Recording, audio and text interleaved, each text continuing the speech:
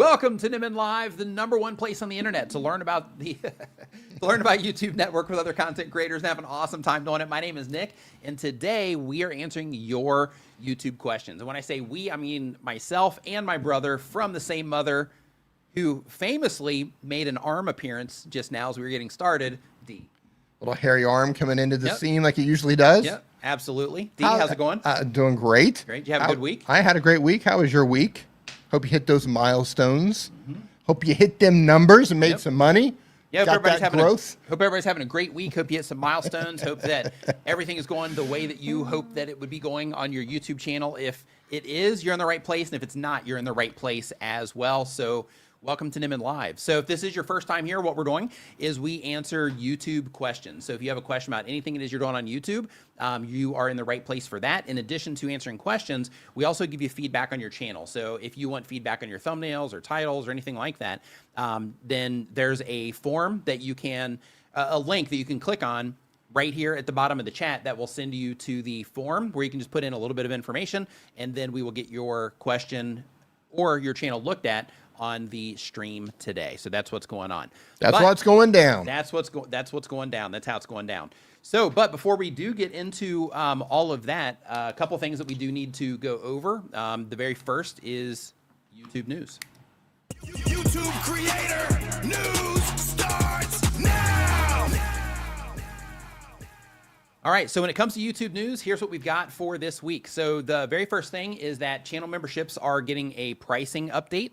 So they're localizing channel membership pricing so that people in countries with lower valued currencies, or we'll just say lower exchange rates, so that they can get a fair deal when it comes to channel membership. So for example, if somebody wants to join your membership and they're in India, asking, for, $5 or $10 or $20, whatever your membership is, that's a lot there. So because of that, it's going to help balance out some of that, equality and let people, come in that can come in with pricing that makes more sense from where they are.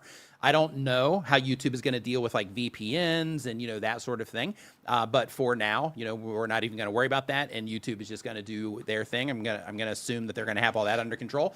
But as a part of this, how you just casually threw India under the bus on that one. Well, it's just a reality, right? In terms of, how much they make there. Same like here in Thailand, and for, different things and all over. It could have been Somalia. Could have been. Or Botswana. Could have been. But it's good that India's right there at the top of mind. Cool. Yeah. No, I think this is a great addition. And a lot of sites do this. Yes. If you go to purchase something online, they will adjust the rate based on your location. It's a smart thing to do. It is. Yeah. It's a fair thing to do. It's really. a fair, yeah. But as a part of this, that they're going to be showing us the recommended pricing, and then we're going to have until August 17th of 2026 in order to review the changes. And with that, you can go in, you can make changes to those prices the way that I understand it. And then that gives you the opportunity to where if you see something, you're like, I don't know, that's a bit like for what I'm offering, I don't want somebody coming in for that. Then in that case, that's going to give you the opportunity to make those changes. But at this point, you are also going to be able to set up your own custom pricing before the automated updates go into effect for the different areas. And as another part of this update, a lot of creators struggling with knowing what to charge for their channel memberships. Oh, that's good. And because of that, they're adding a smart pricing recommendation to give you insights on pricing to consider when it comes to your memberships as well. Translator, we're using AI to help you do it because you can't come to a conclusion yourself. Yes. Yes, got it. So basically with that, what they're doing is they are just making it to where you don't start at zero, to where they can say, well, for your type of content, this, this, that, and the other thing, this is what we think would be a fair price for what it is that you're doing. But you're also going to be able to update pricing once every 12 months for every membership tier. And as a part of this, when you do make those updates, if you want to increase prices over time, things like that, then all of the members that you currently have, they're still going to be in those tiers. And then after you increase those prices, then they are going to be able to decide if they want to continue participating with that or not. Now, the next thing on the list, so that covers channel memberships. And the next thing on the list is that they're making some visual changes to the player. This doesn't really impact you as a content creator, so not a huge thing. But as a viewer, when you're on YouTube, if you're in YouTube Shorts, definitely make sure that you do just look at that. So if you are putting graphics on the screen, things like that, you can make sure that you are optimizing around any changes that they've made there. But really, what they're doing is they're scraping away a lot of things, and with those things that they're taking out of immediate view, you can still access what it is that you need to access, but they're just making a more clean interface for when people are watching videos so they can focus on us instead of all the buttons around us. And then the Google profile that we mentioned last week, it might have been the week before, I'm not sure, but it was either last week or the week before. That is more officially rolled out now and rolling out to more places.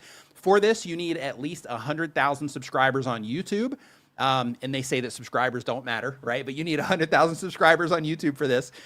Or you need 300,000 followers on TikTok, or 100,000 on Instagram, or 100,000 on X. If you meet that criteria. Or 300,000 on TikTok. Or yeah, I mentioned that one there for TikTok. And then if you do meet that criteria, I'm going to drop a link right here into the chat so you know exactly where to go for this. But if you meet that criteria, you can go to creators.google.profile, and then you're going to have what it is that you need there in order to see if you are eligible, and then go through the process of setting up your Google profile. And basically what this is, just so you know, when it comes to the Google profiles, is if you have one of these Google profiles, it's kind of like a link in bio. You know how when you go to somebody's link in bio page, how it has, hey, we also have this account and this account and this account, and then we have these links. So it's like that, but it's a little bit more interesting because in addition to all of the links that you put on there and interconnecting all your social media accounts, it also shows your most recent posts from all the platforms that you connect. So for example, if you are on X and you connect your X account to this, then somebody can be looking for your YouTube channel on Google or looking for you on Google. But then when they hit that profile, then they're also going to see your Twitter account and all the posts that you make over there. And same thing for your Instagram or your TikTok or anything else that you connect there, which is pretty cool. So it's kind of Google's way. One of the things that a lot of content creators ask, and you've probably heard it if you're here in this live stream a lot, is people are always asking, how do I get people from these other platforms to go over to my YouTube channel? This is a great vehicle to make some of that a little bit easier in order to get people interacting with you all across the internet through this one avenue, which is a really cool thing. Why do I have this? Why does it feel like a trap? What do you mean? Why does this feel like, because it's coming from Google, that there's something else behind this driving this? Yeah. My spidey senses are tingling here. Yeah, might be.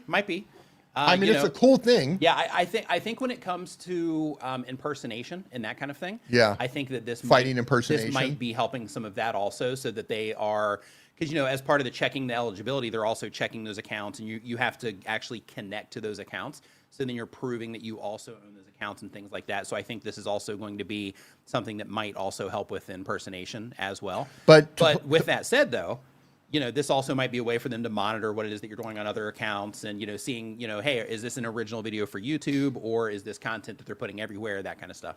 To play devil's advocate, please do. If I started a social media handle and it was the original Nick Nimmin, and I grew it to meet their requirements, they would actually give me a creator profile page. For the channel that was named the original Nick Nimmin, yes. Right. Yeah, but it wouldn't be for Nick Nimmin. Right. Yeah. So it would be a little bit off there. And I'm not sure, because as you are setting this up. That's what they should do. They should somehow have some verification in there somehow. That would be good. As you're setting it up, they do have reviewers that have to approve some things. So for example, on mine, it's kind of incomplete right now because I set it up during testing. And then I set it up farther this morning, and those changes haven't displayed yet. So because of that, I think, even when you upload like the art for it, like they have to approve that art before it actually goes out. I feel like I'm going to have to create another channel and grow it to 100,000 just to do that, sarcastically impersonate you, just to see if I can fool Google on this one. Well, I think when it comes to names, though, I think, individual names, I think that one's a little bit easier to defend. But what if you have something like let's say we'll just use Real Science. Yeah, Real Science. That's great. So, or Beanie Draws, right? So for something like that, then in that case, Beanie Draws dinosaurs. Right. Right. Really easy to, to have some similar names. But I mean, it's the same thing on YouTube, though. Like when you're looking for a channel name on YouTube, there'll be 100 different channels that show up. Right. But we're talking specifically about their creator profile page. Right. I'm just trying to think about what's the play here. Because another, and by the way, I'm not throwing them under the bus for this. I'm just, This is not a D-dumps on YouTube. No. I'm just trying to I'm trying to wrap my head around it because of the size of the people that they're targeting. 100,000 for this, 100,000 for this, 300,000 for this. These people are more likely to already have websites and profile pages. And you can link all that stuff in too. place. Yeah. Right, but you're more likely already to have that stuff. Right, yes. So I'm just trying to think of what's the actual incentive to get people to sign up other than search authority. Yeah. If somebody goes to Google and they say nickname in YouTube, in theory that should be the first thing that pops up. Right. In theory, and maybe it will. And if so, that's cool.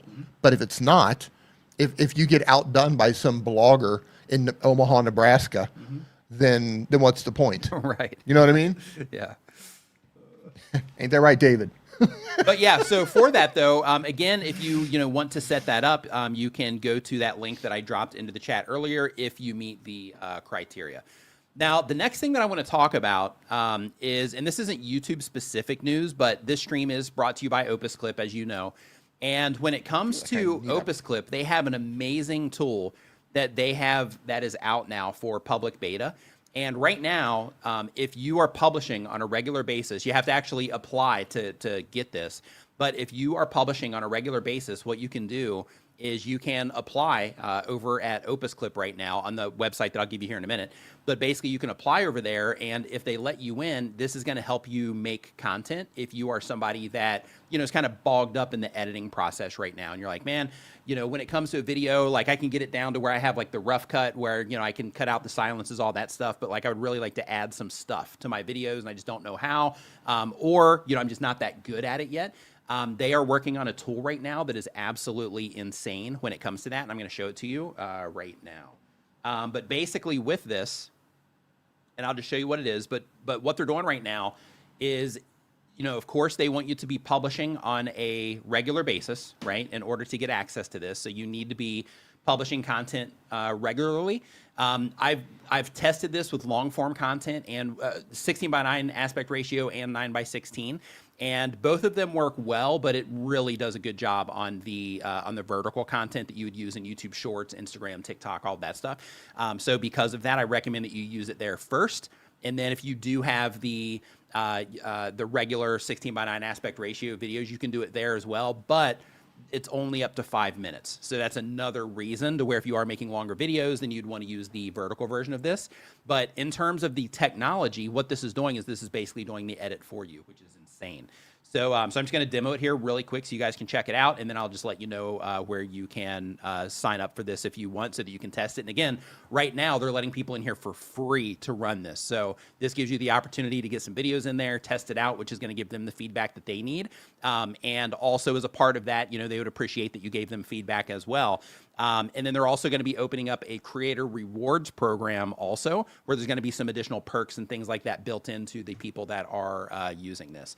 But just take a look at this. Now, what I did is I uploaded a video that had no graphics on it. It didn't have anything like that. It was just a raw video that was cut down without any of the extra stuff to it. And I hope this comes through okay in the live stream, but here we go. If you're a content creator and your views are not what you think that they should be right now, or you're just not getting the traction and you're frustrated and you're like, oh my gosh, why can't I get more than like 50 views, or why can't I get just any views on what it is that I'm doing? This is going to blow your mind. According to the market research agency Into the Minds, 87% of the videos on YouTube get less than 1,000 views. Let that sink in. In addition to that, 65% of the videos on YouTube get less than 100 views. So if you're getting more than 100 views, you're crushing it. If you're getting more than 1,000 views, you're crushing it. And it's easy to get lost when you see all of these content creators that are getting hundreds of thousands or tens of thousands or even millions. Hey, now here's something that I'm going to show you. Now, this part takes a little bit of time, so I can't give you the full demo here.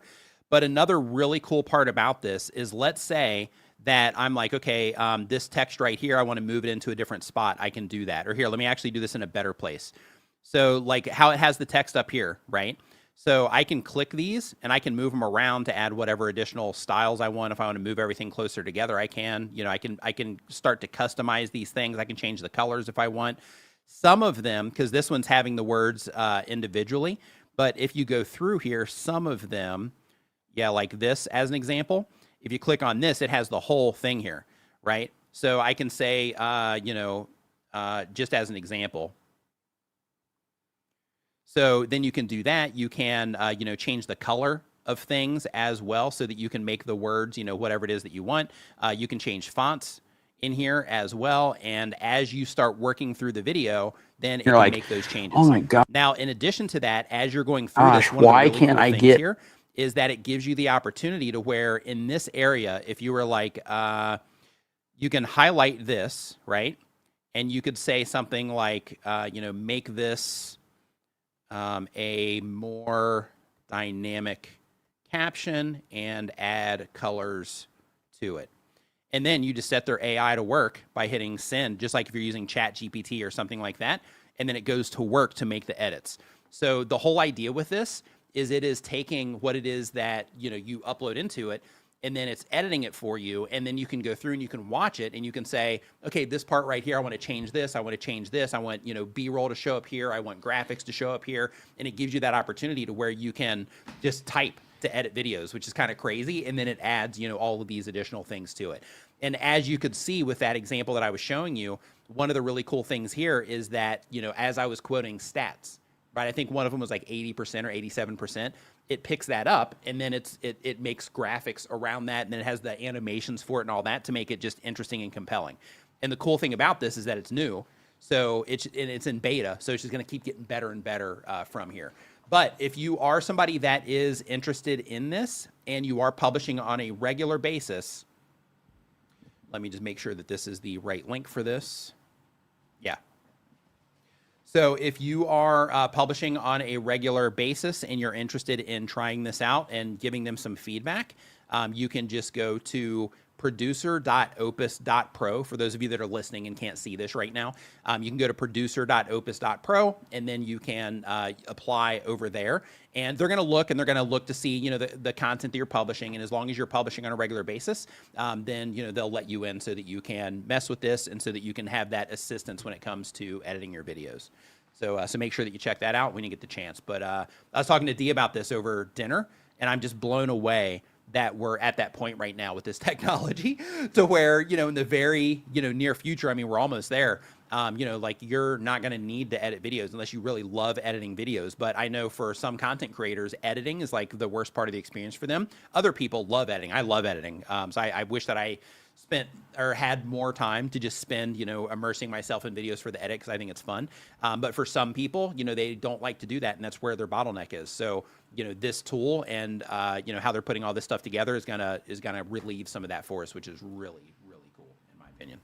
What do you think, Dee? I long for the day where we no longer have to edit videos. Yeah, we were looking at a thing last week where not on stream, but it was either before or after the stream. Daniel Batal sent it over, where this guy is also, he's also using some stuff to where he's not even in the videos, and he's having like avatars make the content essentially, and yeah, it's pretty wild in terms of where we're at with all this. I enjoy editing, but in terms of where my time is best spent. That's what I mean in terms of the time. Yeah. Yeah.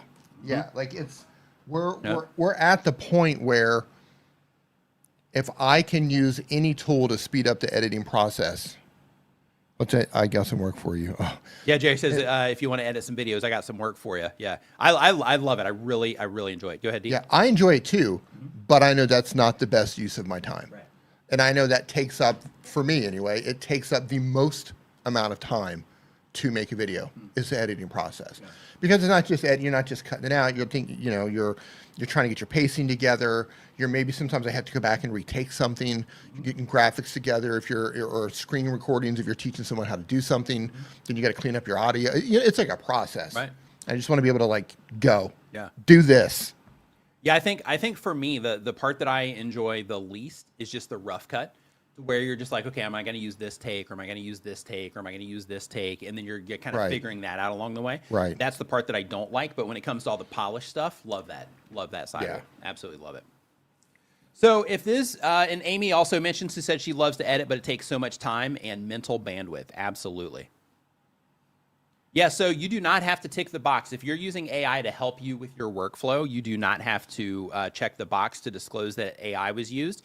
So when it comes to those disclosures, Roberto Blake and I did a live stream over on the Opus Clip channel, but I can give you the clip notes right here because this is important for everybody to know since you brought it up, Karen. Let's see here. YouTube AI disclosure policy. Yeah, so basically when it comes to this, just so that you guys know, what it is that you do and you do not have to disclose. We'll actually just pull it up on the screen right now, and then I'll just show you, what it is that you got to be mindful of. So when it comes to what it is that you need to disclose, let me go ahead and share my screen, go to entire screen, screen 2, and here we go. Add to stage. Okay. So when it comes to the disclosures, you can see right here that this is stuff that you don't have to disclose. So you do not have to disclose something like that's not realistic, like somebody riding a unicorn through a fantastical world, green screen used to depict someone floating in space, using an AI-generated or altered animation of a missile in a fully animated video, and then some minor things like applying beauty filters, color adjustments or lighting filters, special effect filters, production assistance like using generative AI tools to create or improve a video outline, script, title, or thumbnail or infographic, caption creation, video sharpening, any of that stuff. So these are things that you do not have to worry about when it comes to disclosure. And when it comes to disclosure, the things that they really care about, oops, clicked on the wrong one here. Things that they really care about and that they do need you to disclose. And if you're using AI for any of your work, that you should pay attention to this part really quick. This is just going to take a second. But basically with this, the stuff that you do need to disclose is AI-generated music, AI-generated extra footage of a real place, like a video of a surfer in Maui for a promotional travel video. So the way to think about this one is, let's say that you are publishing a video, and in that video, let's say that you're just using it for some extra B-roll. Well, in that case, when you're using it for that extra B-roll, you need to make sure that you are disclosing when you are using AI for, that extra B-roll, if it is of a real place, right? And then here we have AI-generated realistic videos of a match between two real professional tennis players, right? So this is if, people that are known are, playing the game, making it appear as if someone gave advice that they did not give. So for example, if you made an AI video of me saying something, then in that case, if I didn't give that advice, then that would be something you'd need to disclose as well. And then I would come after you for impersonation. And then showing a realistic depiction of tornado or other weather events moving towards a real city, making it appear as if hospital workers turned away sick or wounded patients, depicting a public figure stealing something they didn't steal or admitting to stealing, so on and so forth. But they say, keep in mind that the above list is not exhaustive. So the idea when it comes to the disclosure, if you just wrap all of that stuff up into a nutshell, with the exception of the AI generated music, when it comes to this, if you are publishing content and it's making something that somebody would think really happened, right? It's like a real event, real person, real place. If you make something like that, then that's what you need to disclose, that it was AI generated, so that somebody can't be fooled into thinking that thing is real. That's the whole idea.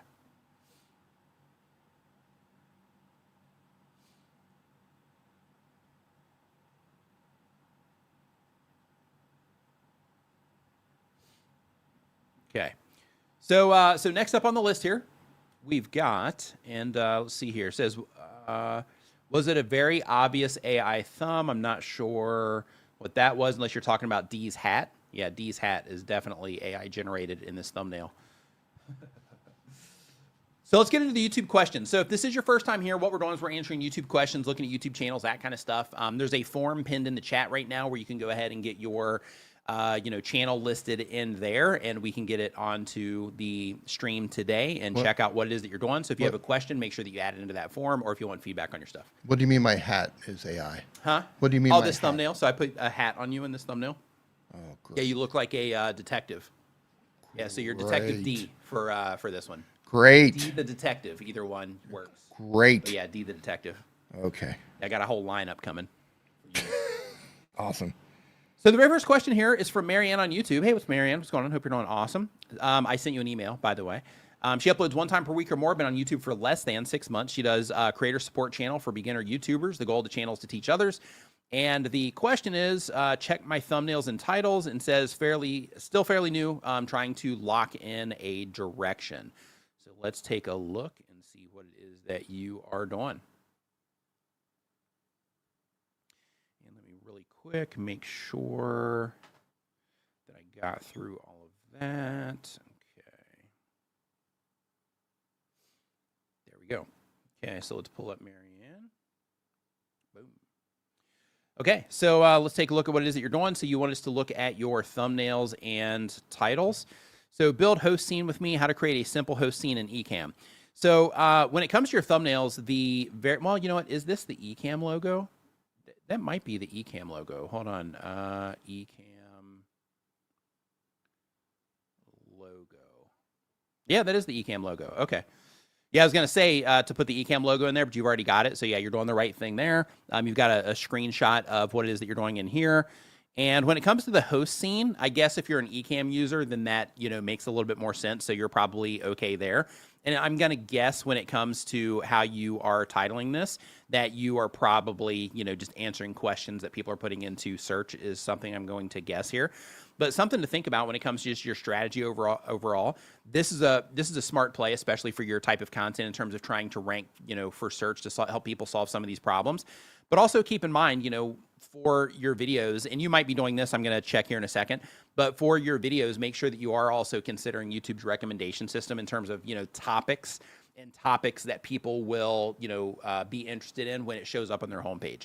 So for example, in this one, people might be interested in this when it shows up on their homepage, but this is a really specific problem, right? So you're not just an Ecamm user as a qualifier, but you also need to be in a situation where you know what a host scene is, and then 2, that you know that you are trying to figure out how to set up a host scene, right? So when it comes to the accessibility for that content, the bar is pretty high for trying to get people into this particular video from YouTube's recommendation system.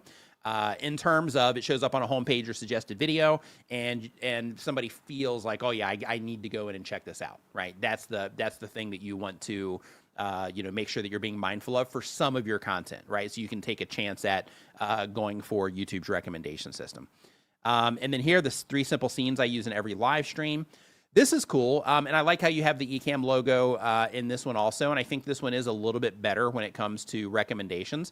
But one thing that I do want to bring to your attention is, even though I think this is mostly okay, you know what? You still got to click in this to really know what it is that you're doing here, because we have your overhead shot, your single shot, and then your panel shot over here where you got like a 2-panel thing going on. So technically, you can see the scenes that you're talking about there, and then you're just kind of, showing people how to set it up, I'm guessing, in the video itself. So I think you're okay with that one, but I do think that you are giving away a lot by having these in here. And also, if you are going to do something like that, another thing to consider is, instead of having you here and then this whole additional block over here to focus on, and then the text to also focus on, instead of doing that, you could also experiment, because you're already in both of these. So you could also experiment with having a like a 2-panel or a 3-panel, because you're talking about 3 scenes, split here on your thumbnail, and then just focusing on those 3 things, and just seeing if people respond to that as well. And then here, I don't need the YouTube Partner Program to make money, or you don't need the YouTube Partner Program to make money. That's good.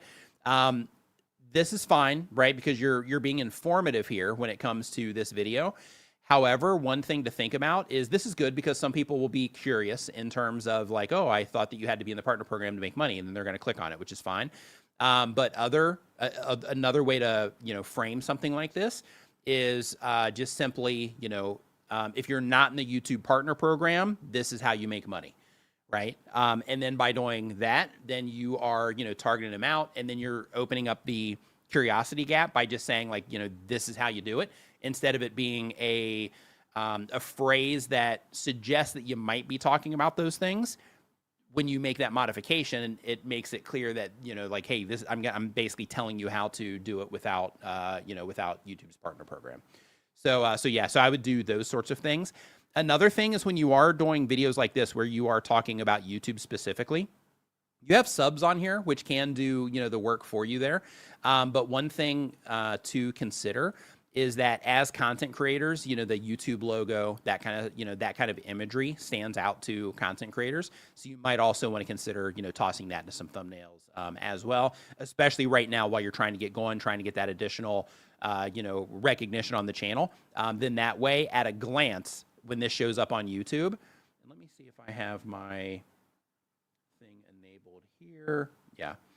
So like when this shows up on YouTube, if somebody's just glancing around and they don't have the title to work with, what you want to think about is if I'm making a video about YouTube, then is it crystal clear at a glance, right? Where I'm not having to read a bunch of stuff to try to figure it out, but is it crystal clear at a glance that this has something to do with YouTube without, like if they didn't have the title to lean on, because this is what you're leveraging to grab attention, right? So I would make sure that you're thinking about that with all of the thumbnails where you're talking about YouTube. Kind of like how you did with the Ecamm logo. Same idea. And then no big headphones. So you're showing people how to do that more sleek, which is cool. Unboxing. Okay, yeah, so this is fine. So when people are looking for this as well. So there's something that you can also do in situations like this, right? So this framing right here, and this might have been a part of the deal that you were working on, if they sent these to you. But basically, in a situation like this where you have the Mi M6 Pro unboxing, no big headphones for live streaming, question mark. You can also make this a little bit more compelling for recommendations as well, to where instead of having it framed around the Mi 6 Pro unboxing, unless you're trying to do search, you can open this up considerably to be relevant to live streamers. And you're doing it a little bit here. It's just not compelling, is making it to where it's like, these headphones will change how you live stream, or, stop looking stupid in live streams, use these instead, or, something along those lines. And then what you're doing there is you're suggesting, or you're painting the picture that if you're using the big cans, you're kind of looking ridiculous, so you should switch to these instead. And it suggests that you have, that solution for people. So I would consider that kind of stuff as well. And when you're doing content like this, I would also experiment with just a cool shot of the headphones, a shot to where you have it like you do here with you in it, and then also one to where it's you and you're holding the box. You remove the no big headphones, but it's like you on this side, you're holding the box on this side, and then the box is like pixelated out so that, somebody needs to click on this to see what's going on, which you can't do with the Mi M6 Pro. But if you did reframe this, or you made future videos like that, then that can also add to the compellingness of the video when it shows up just randomly being recommended to people. And just overall, when it comes to the titles, like and just the ideas for the videos, one of the things to think about also, just when it comes to the content decisions, and this one's really hard for all of us, is thinking about, okay, if I'm going to make this video, or if this is my idea for the video, then in that case, one, how can I make this to where if somebody sees this on their homepage, it's going to be important to a large amount of people that I'm trying to reach? And two, how can I make it to where if they see it, they feel like they need to click into it, instead of it being something that they can just add to a watch later, or they can just skip over and not really care much about, in favor of other content that they might be seeing on their homepage or suggested videos. So I would consider that with what it is that you're currently doing. If you are just joining us, I do want to let you know we're answering YouTube questions, looking at channels, all of that fun stuff. If you do have a question, you can click the link that is right here in the chat. It's pinned to the chat. You can also just go to nickniman.com/ask if you are watching from somewhere that is not YouTube. So next question, next up. Midnight Madness 4x4, what's going on? Shark Scrapper, nice to see you. Hope everybody's doing great. Ed, what's going on? Larry, nice to see you here too. Hope everybody's doing great. Doug, what's going on? Charlie Morris, what's up, man? So, Beanie, what's up? So, we did Marianne already. So now let's go to RoboDad. Okay, so let's see what RoboDad's got going on here. So they upload one time per week or more. They've been on YouTube for 1 year or more. They do teach running D&D, so Dungeons and Dragons. The goal of the channel is to teach others. Target audience is intermediate dungeon masters. And the question is, I understand there's a path of least resistance to success, but sometimes I want to blaze my own trail, and have the viewers follow my original ideas until they come to want that too. How important is following outliers really? Do we all have to play that game of YouTube? It seems like we're all ending up the same in our niche. So the core thing on YouTube is that when you don't know what to do, following outliers can be a win. When you do know what to do, following outliers can also be a win, depending on the niche that you're operating in. So for example, like in my niche, just recently, we have a lot of people talking about all the demonetizations that are happening and channel terminations that are happening and things like that. And those videos are getting a lot of views. Some of it is sensationalized for the sake of, getting views. And because of that, because it worked, on one channel, and people are like, hey, this is an outlier, this one blew up. So the next step is, okay, well now, let me make that video and put my spin on it. And then, people just kind of keep copying each other. And then you end up in a situation like you're talking about, to where it ends up where everybody just has all the same videos. So one thing to think about when it comes to everybody having the same videos is, yeah, that does kind of happen in some niches. But when it comes to that, there's your viewers that want it from you. There's also people that YouTube is going to present your thumbnails and titles to that they haven't presented any of those other videos to, just based on how they're interacting with YouTube and all that stuff. So that gives you the opportunity to capture them there.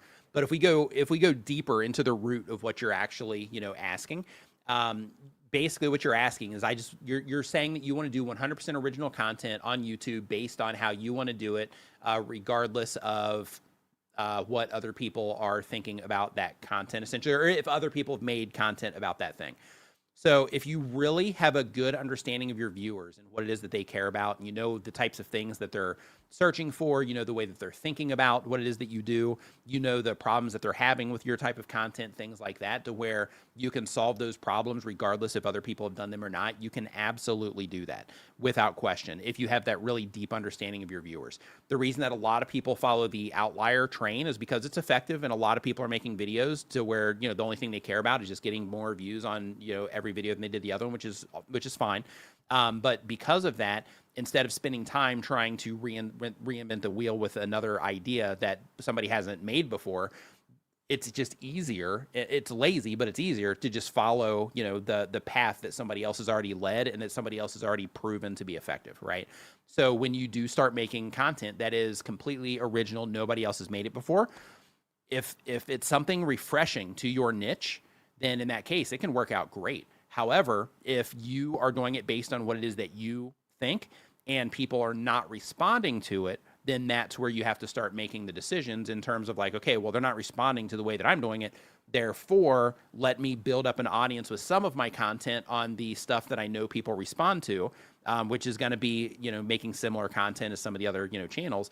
And then as I'm doing that, let me continue to introduce these new things as well. So I'm doing like 80-20. So I can use the 80% to get people into the channel for that initial, interaction with me. And then from there, as long as they enjoy that content and I do that content well, then when I publish my all original stuff, then they'll come in and enjoy some of that too, especially for like the hardcore viewers. So you can absolutely take that approach. And also you can do it to where everything is, just completely original in terms of your ideas and all of that. But the whole thing that you just have to make sure that you're doing there is that you have a clear understanding of your viewers. And two, you have to be honest in terms of just gauging interest, right? So if you make a video about something and that video doesn't go anywhere, it's not because of YouTube, it's because the idea or how that idea was packaged or how people responded to the content or a mix of those things. So because of that, I would definitely experiment with your original ideas. That's part, in my opinion anyway, that's part of being a content creator is experimenting with those types of things. And when you have your ideas and your things that you want to introduce to the world, I think that, YouTube gives you the opportunity to do that. And I think that you should follow that. But if it doesn't work, then in that case, you definitely need to go to the drawing board and either reassess what you're doing or, start making some content that for a fact that other people have already enjoyed. If you are new here, just as a quick reminder, we are answering questions, looking at YouTube channels, that kind of stuff, anything about YouTube. So if you're a YouTuber, you are in the right place. If you have a question about anything it is you're doing on YouTube, you can go to nickniman.com/ask, and it will send you to the forum where we're getting these questions from. If you are watching this from somewhere not on YouTube, you can go to that same exact place. Also, really quick, I do want to remind you as well here, just while we're earlier in the stream, that Dee and I opened a school for YouTube content creators called Tuber School. So if you want some help with what it is that you're doing, we are accepting applications for that now. We're already slowly letting some people into that as well. So if that is something that you're interested in, you can check that out at tuberschool.com. And Dee has a graphic up there on the screen that you can click on, or that you can scan if you're watching this on TV.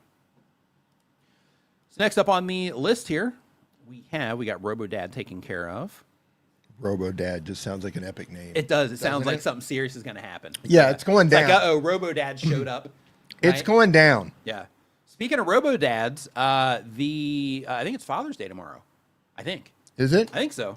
Yeah. So if you're in the U.S., I believe it's Father's Day tomorrow. So just a quick reminder that's going down. So yeah, just a heads up. To any of my children watching this, send me a gift. You want?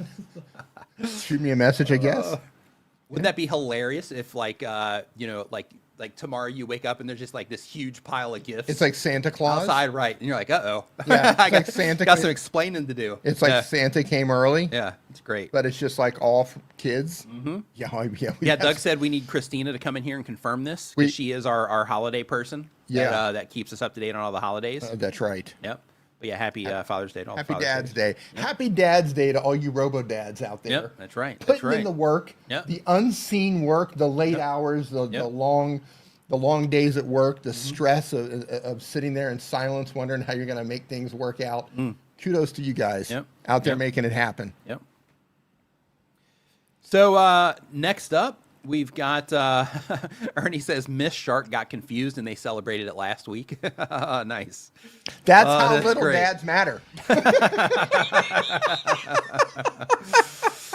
can't even get the day right. Yeah. They can't get the. Can you imagine if we messed up Mother's Day? Right? Or listen, if we messed up Mother's Day, Valentine's Day, birthdays, Christmas, anything else, any of the days, we would be toast. Anyway, Ernie, I hope you moved out. I hope you packed your stuff and you got out. So next up, we have Home Rapid Repair. Home Rapid Repair uploads one time per week or more, been on YouTube for 1 year or more. He does home improvement content. Goal of the channel is to make money. And the question is, I just had another record sales month of YouTube shopping program. Would you pick video topics based on products I would promote or topics based on what I think viewers want, or both if possible? Yeah, I would do both. And, when it comes to your channel, like, you're helping people out with the information, but you're also generating revenue from it, or you're trying to generate revenue from it. So because of that, if you know that there's a high likelihood that people are going to, shop from your videos, then prioritizing some of that shopping, content is definitely a good move because it helps you achieve the goal, which is that. So when it comes to growing the channel, things like that, that stuff also matters, over time. But when it comes to, continuing to have record months, the way that you do that is by making content that's helping those record months happen. So absolutely, I would lean into those record months and the products that people care about without question. Why do you have a pimp hat on me in the thumbnail? It's not. It's a detective hat. There's a big difference. That looks like a pimp hat. It's a detective hat. I've known some pimps in my days, and that looks like a pimp hat. That's a detective hat. Like that detective with like hat. a fur coat and like some green gator shoes and some suede pants.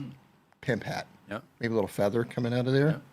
Oh, it's a pimp hat. But yeah, Larry, one of the things that I would definitely make sure that you are considering is, I would go through your content historically and just look to see what's generated the most revenue. And then because you also do a lot of shorts and you do shopping through YouTube Shorts as well, I would also, just look and see, like, okay, when I make videos about these types of things, which one generate, the most sales? And then I would definitely lean into that. D. Nimmin, pimp detective. Ed's like pimp detective, whatever. It's basically the same thing, isn't it? Yeah. Oh, goodness. It's gonna be one of those streams. Yep. There goes our recommendations. Yep. There you go. So started with the hat. Yep. That's the importance of wearing the correct hat for a situation. Yeah. Like, hello. Right. Put a pimp hat on a pimp hat on a YouTube stream. Goes south really quick. Yeah, but what about a detective hat though? But that's not a detective. Because that's a detective hat.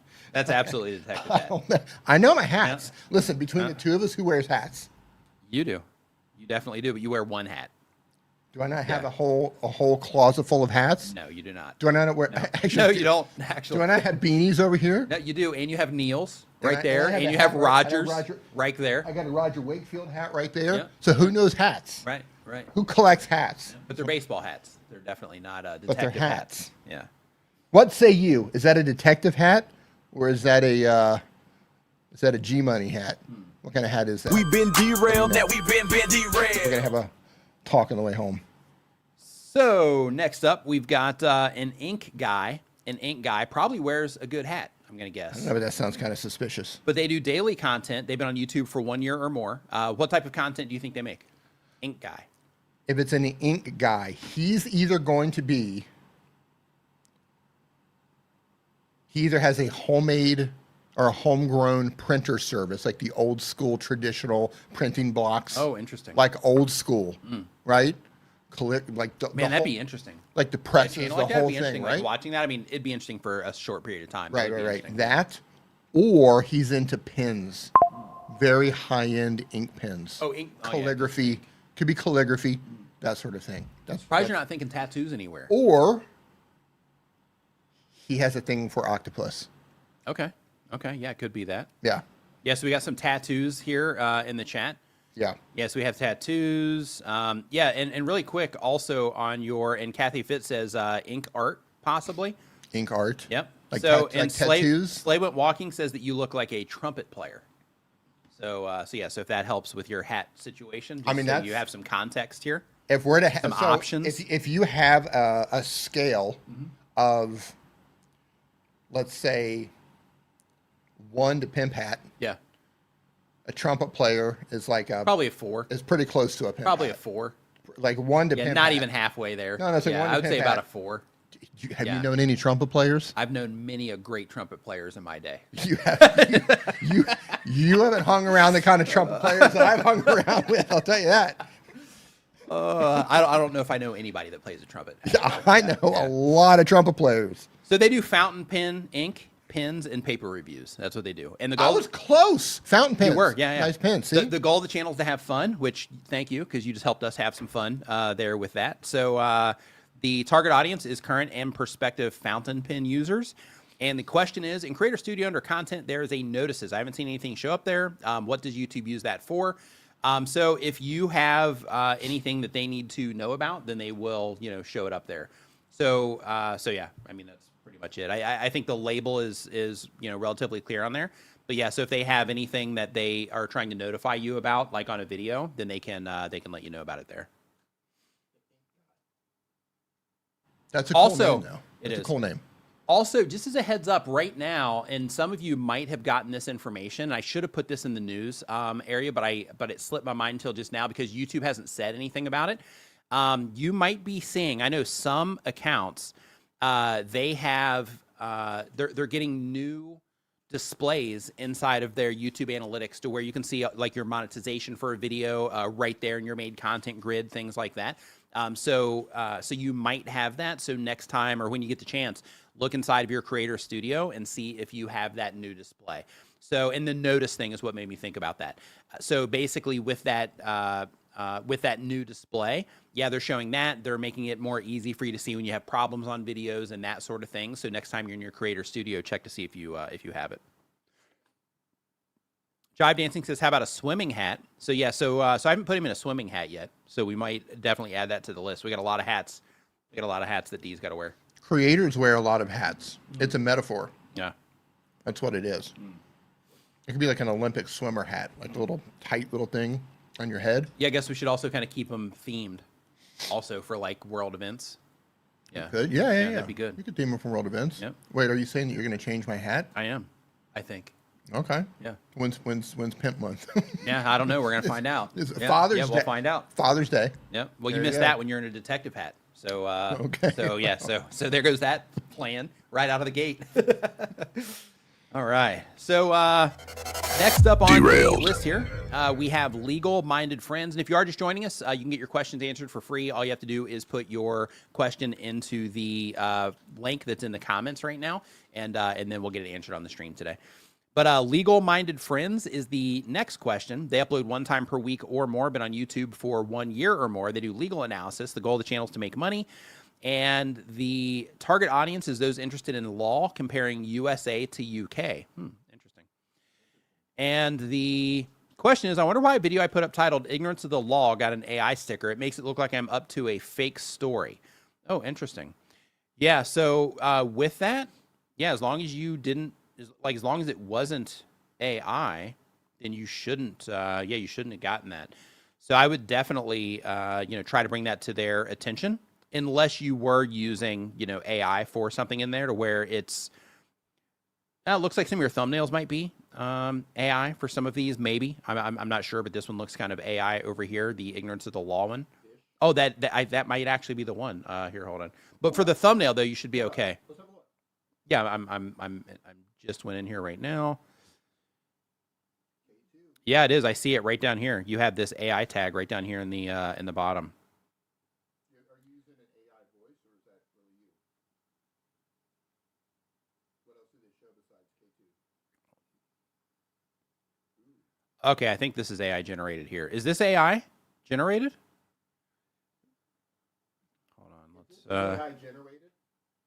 If this is AI generated and you're asking why you got an AI sticker. Yeah, let's see. She said only the thumbnail is AI. Oh, so the rest is just okay. So here's something to keep in mind. So if you are downloading some of these from a stock website, a lot of them are AI now. A lot of stock websites now are offering AI footage. So because of that, if you are getting this from a place that has stock footage, but they're letting people download AI footage, they're making that available. Then it could have the ID inside of that piece of content that their system is flagging, that'll make their system flag it. So if that is the case, make sure that wherever it is that you are getting your... It says it's Canva. So... Do you know if they use AI for B-roll for them? Yeah, so, man, all these services I don't are using know. AI now. I know Storyblocks does. I'm not sure. I don't know enough about Canva and how they're... Yeah, it probably depends image to image, what it is, but some of these are probably AI generated. I don't know how Canva is sorting their royalty-free images and videos. It's probably worth looking into. I know with some of the services you can sort by not AI. So if you don't want AI, I don't know if Canva allows it or not. I would look and see. It's crazy that we're living in this time. Right. Well, I think it's amazing that we're living in this time. It is, but it's just crazy the hurdles that we're going to have to kind of go through. Yeah, I mean, we're figuring it out in real time. Yeah. Hey, while we're looking at this too, I just want to give you a heads up. So when it comes to what you put at the at the end here, make sure that if you are going to use an end screen like this, that you do have a video actually playing, that your video is still continuing while this stuff is showing up on the screen. Also, you're not sharing it. Oh, sorry. So Karen says, so using Canva video background is going to count as AI if they use AI to create it. Yeah, if they used AI to create it, yeah. Yeah, that's what I'm saying. You have a lot of imagery in your video, and what we're saying and all it takes is one clip. Right. Yeah, if you used one clip that was generated with AI, because most of the stuff that you have in there, it looks like it's real. So because of that, if one of those clips is generated by AI and it looks like a real situation, then in that case, that can cause their system to automatically flag you. But one other thing that I just want to bring your attention to is here you have the criminal offenses or breaking the law matters. So I just want to point out that this is leading people what looks like into a YouTube short. It's all smoke. So just be mindful of that this is sending people into a short. So I would make sure that you are separating these so that when people come into here that you're putting them into, the longer content on your channel so you can get that extra watch time and, all that stuff that goes with it. You know what's crazy is I have some stuff that is crazy. No, I'm just kidding. I have some things that are 100% created by AI. AI imagery, AI videos that I made, AI voices, and none of them have been flagged as AI. None of them. That's so bizarre. It is. Yeah. I mean, and it could be... They might be coming. It could be a mistake also, Karen. Yeah. Like with Content ID. If their AI detection is anything like Content ID, it's going to make mistakes. Yeah, probably a lot of them. So even if you did everything right, it's possible it just flagged a mistake. Can we dispute an AI tag? Yes. We can? Yeah. I haven't had one. Yeah, okay. So if you think all of that is real, then try disputing it. So next up, we have Kenneth Racing. Kenneth Racing. Let's see here. They upload every other day. That was close. They upload every other day. They do sim racing content. The goal of the channel is to connect with others who like what they like. And the target audience is people who like what I do, and I will try to help in some way. And the question is, how can I improve my viewers on live? Some I got 20 and some I got 60, but it's not consistent. Well, yeah, here, let me look at what it is that you're doing first.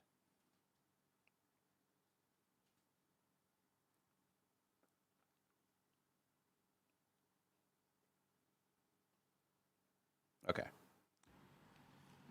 So basically, when it comes to your videos, so the very first thing that you learn as, well, I guess you're not really new. You've got 267 videos up on the channel. We'll just see kind of what it is that you're doing here in terms of shorts and videos and everything. But basically, when it comes to what it is that you are doing, okay, so you're mostly uploading shorts now instead of also doing, oh yeah, 3 months ago. Okay. So then we'll just jump straight into shorts. So yeah, so when it comes to shorts, keep in mind that like this number that you see right here in shorts, this isn't actual views. This is just impressions. This is people that they've showed it to. To see the actual views, you'll see that under engaged views inside of your YouTube analytics. In addition to that, keep in mind when it comes to shorts, the situation that you are dealing with large swings between view counts and stuff, that's really common when it comes to YouTube shorts. Because, like you're just competing with the humongous influx of YouTube shorts and what's good for those viewers at that time. And you're competing against everything that YouTube is showing to, those viewers that they're showing your content. So because of that, there's usually large swings in your shorts. But, over time, people can start to depend on you. I think the smart thing that you're doing is how you're putting yourself in your thumbnails here. If this is you, that's a smart thing, because then as people start to recognize you, because anybody can do this, right? Anybody can upload the gameplay, but because you're adding yourself to this, you're actually doing two things to your benefit. One is over time, as people start to enjoy your shorts and they're like, oh yeah, I love watching this person, run through this race game or whatever. Then when you do show up in YouTube shorts, they're going to recognize you. And then from there, they'll continue watching. And another thing with that is that also is a thing that separates you from AI content as well. So then that's also just kind of like an extra layer of protection when it comes to that. But let me look at your live streams and see what you're doing here. Yeah, so when it comes to your live streams, one thing that I would not do is I would not use templates like you are currently doing in this situation. If you are trying to grow the channel, I wouldn't use templates like this. If you're just doing like community hangouts, you're not really using these to grow or anything like that, then in that case, what you're doing is fine. But if you are, actively trying to grow the channel, package each one of these up individually. And the reason for that is because when you're using, very similar thumbnails to grab attention, one, just kind of like we do here, it can make some people think that are new and that haven't seen this before, as, it gets recommended to them. They can be like, oh yeah, I've seen that already. And then they can just, skip on by. Whereas if you are continually trying new cars, new stuff that you're doing here, you might find something that grabs people's attention. So it also gives you more swings to take because you are experimenting with different thumbnails. But one thing that I do think is cool is that you do have the daily races on there. So then that seems like it might be part of your, branding, but also part of what it is that you're offering, which I think is cool. Also keep in mind that while this is live, YouTube is going to, let people know that it's live. You don't need to put this live tag on here. It's actually kind of distracting from some of the cool imagery that you have and that you're using here. So because of that, I wouldn't do that. But one thing that I would do more of is if we look at this right now, and keep in mind, these have been online for just a little bit longer, but like this one right here, where you're using the, looks like their logo in this one. This one seems to be like a standout video compared to the other ones that are up here where you're not doing that. So if there is a specific game that you're playing, let's see if this is the same. Yeah, it is. So this one didn't hit the mark as much, but this one did, this one did, this one did. So yeah, so another thing that I would do if this is from a specific game, and if you can't immediately, if you think that your viewers can't immediately, recognize the game from the imagery here, then in that case, adding the logo to it is definitely something you can do as a means to help people identify that it is that specific game, because there are so many cool car games out now and they all look amazing. So by adding that logo, it lets the people that are interested in that, when YouTube recommends it to them, this is the thing that's going to help them easily identify that this is about something that they care about. So I would actually leverage the game logos way more, and I would leverage the live stream tag because this literally does nothing for you. I would actually remove that entirely. And another thing with this live tag is it also tells people from the outside that this is a replay. Right. So if it's not live now, then this tells people that it's a replay, and replays are usually a little bit messy when it comes to live streams. So you might actually be working against yourself by having that live tag in there. So I would make that adjustment too. As someone who's not an avid gamer, at a glance, I didn't even know that that was a game. Oh, interesting. I thought that was real. You know, honestly, if I would have not looked at the shorts first, I might have thought the same thing. Yeah, if I didn't look at the shorts first. But because I looked at the shorts first, I came into here with the assumption that it was the game. I heard, I saw some clips from GTA 6 coming out. Yeah. It So looks pretty intense. starting, I think it might be mid next month, or it might be the end of this month. I can't remember. But it's going to go on sale in November, but you can go ahead and buy it here within like the next few weeks. How much is it? I don't know for sure, but I think it's going to be around $70 or so. Oh, that's not bad. Not at all. Yeah, okay. Considering, like, when it comes to game prices, Yeah. like, I think they could even charge more for games because, like, there's the standard of a game being, you know, like $70, but Right. in reality, the amount of entertainment you get out of that $70, like, they could charge $500 for games, and it would still be worth it for the amount of time that you get out of those in terms of entertainment, right? Yeah. You know, like, for example, you go out, you know, for dinner and, you know, all that stuff. Then, you know, in that case, you know, you're probably going to spend, you know, that or close to it, or a lot more depending on what you're doing. And, you know, that game, you're going to be playing that for years. Yeah. Right. Like, I've been playing the GTA. right. Yeah, especially Right. GTA, right. So, like, yeah, I think they could really get away with a lot there. Yeah. So Larry says that the pre-orders are at the end of this month. And he says that, he says probably at least $80 or more. So, yeah, we'll see. Hey, Jim. What's going on? Welcome to the stream. Manager's Mike podcast. What's going on? Hope you're doing amazing. Howdy. Hope everybody's doing great. So next up on our list here, we have, okay, we did Kenneth Racing already. If you are just joining us, just a quick reminder, we do have right here where you can go and you can put your question. So if you have a question about anything you're doing on YouTube, you want feedback on your channel, anything like that, you can go to this link right here. And if you are on YouTube, then you can click the link that's directly in the chat and go there without having to type anything in or anything like that. Or since it's almost Father's Day, if you want some fatherly advice, this would be a good place to Yeah, ask you can ask it. Dee some stuff. Yeah, you can ask it here. So we got Floppy Deep Dive. What do you think this one is, Dee? Floppy Deep Dive. Yep. What do you think this is about? It better be a retro computer channel with a name like that. For Floppy Deep. Oh, so you're thinking like a disk drive. Floppy disk, right? They Clever. collect retro computers, and they're like doing some MacGyver stuff with the floppy disk and transferring them over to like modern things to make glitch art, Oh, nice. right? That Nice. maybe moves to music. That's a good guess. RG, yeah. I mean, that's exactly what they're doing on their channel. That's a really good guess, actually. Yep. So before we answer that, really quick, super chat. Thanks. It says this is from Rugged Old Man. What's going on, Rugged Old Man? It says Happy Father's Day to my YouTube education dads. Thank you for all the time, knowledge, and value that you shared over the years. Thank you for the super chat, and thank you for the kind words as well. Appreciate it.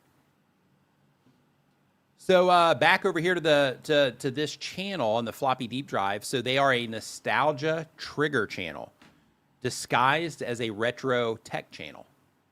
So it sounds like a bait and switch going on. I don't know what it is. Yeah, so it's a Like a dude nostalgia playing trigger a dude channel. disguised as another dude. So I don't know if it's trigger in terms of like you know how ASMR has like their thing where it's like tingles Triggered, or whatever. right. Yeah, so I don't know if it's like that, and then because they have disguised as a retro tech channel. So yeah, so I'm Which not would sure. be exactly what I was talking about. It would. Yeah, so we're going to find out here in a second. Nailed But it on the name. the goal of the channel is to make money. The target audience is 45 to 55-year-old fellas.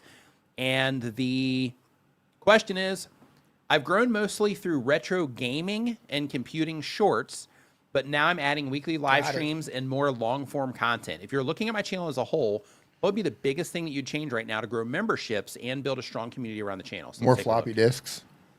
We need more floppy disks. So definitely need more floppy disks. Yeah. So let's see here. So biggest thing to change to grow memberships and build a community. Let's take a look. I think if you're doing anything with nostalgia, I think that would be easy, somewhat easy to build a community around. Anything nostalgia. I don't know if YouTube is the correct venue for that or not, but I see tons of people on Instagram and TikTok basing channels around all things nostalgia, and they are just getting crushed over there. So to start, I think that by live streaming, you're already heading in that direction. One of the cool things about live streams that you just don't get in video content is because it is loose, because you can get the interaction, all that stuff. Live streams are amazing for community. And the reason for that is because, they just get the real version of you, and it's not, necessarily edited or polished or whatever the thing is. And because of that, there's a lot of, connection that happens during live streams, and you just get to interact with people like we're doing, right now.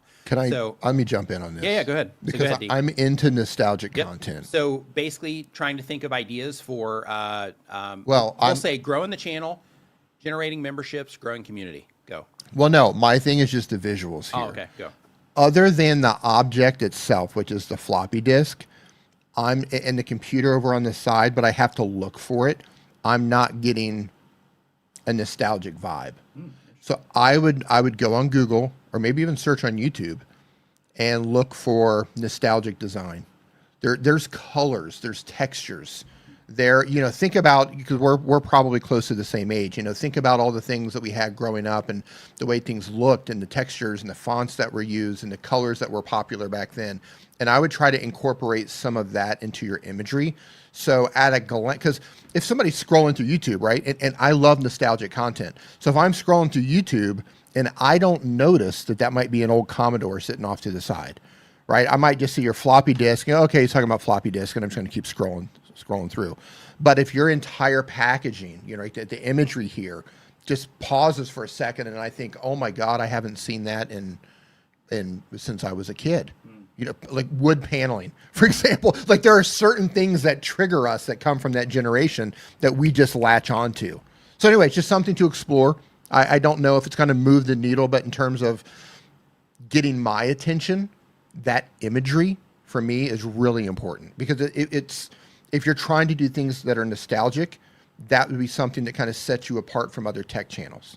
Because there's tech channels that talk about nostalgic devices, and then there's tech channels that are trying to lean into the nostalgia. So you're going to have to figure out which one it is that you're trying to do, and then I would adjust accordingly. Yeah, and another thing too, since you have this theme going on, I mean, it's the name of the channel too, but since you have this theme going on in your live streams about you finding these mystery Commodore 64 discs, I would definitely just put the emphasis more on the disc, kind of like you did with this one. Because I think, like the text and all that stuff, if you can just grab their attention with the nostalgic imagery, then let the titles do the work here.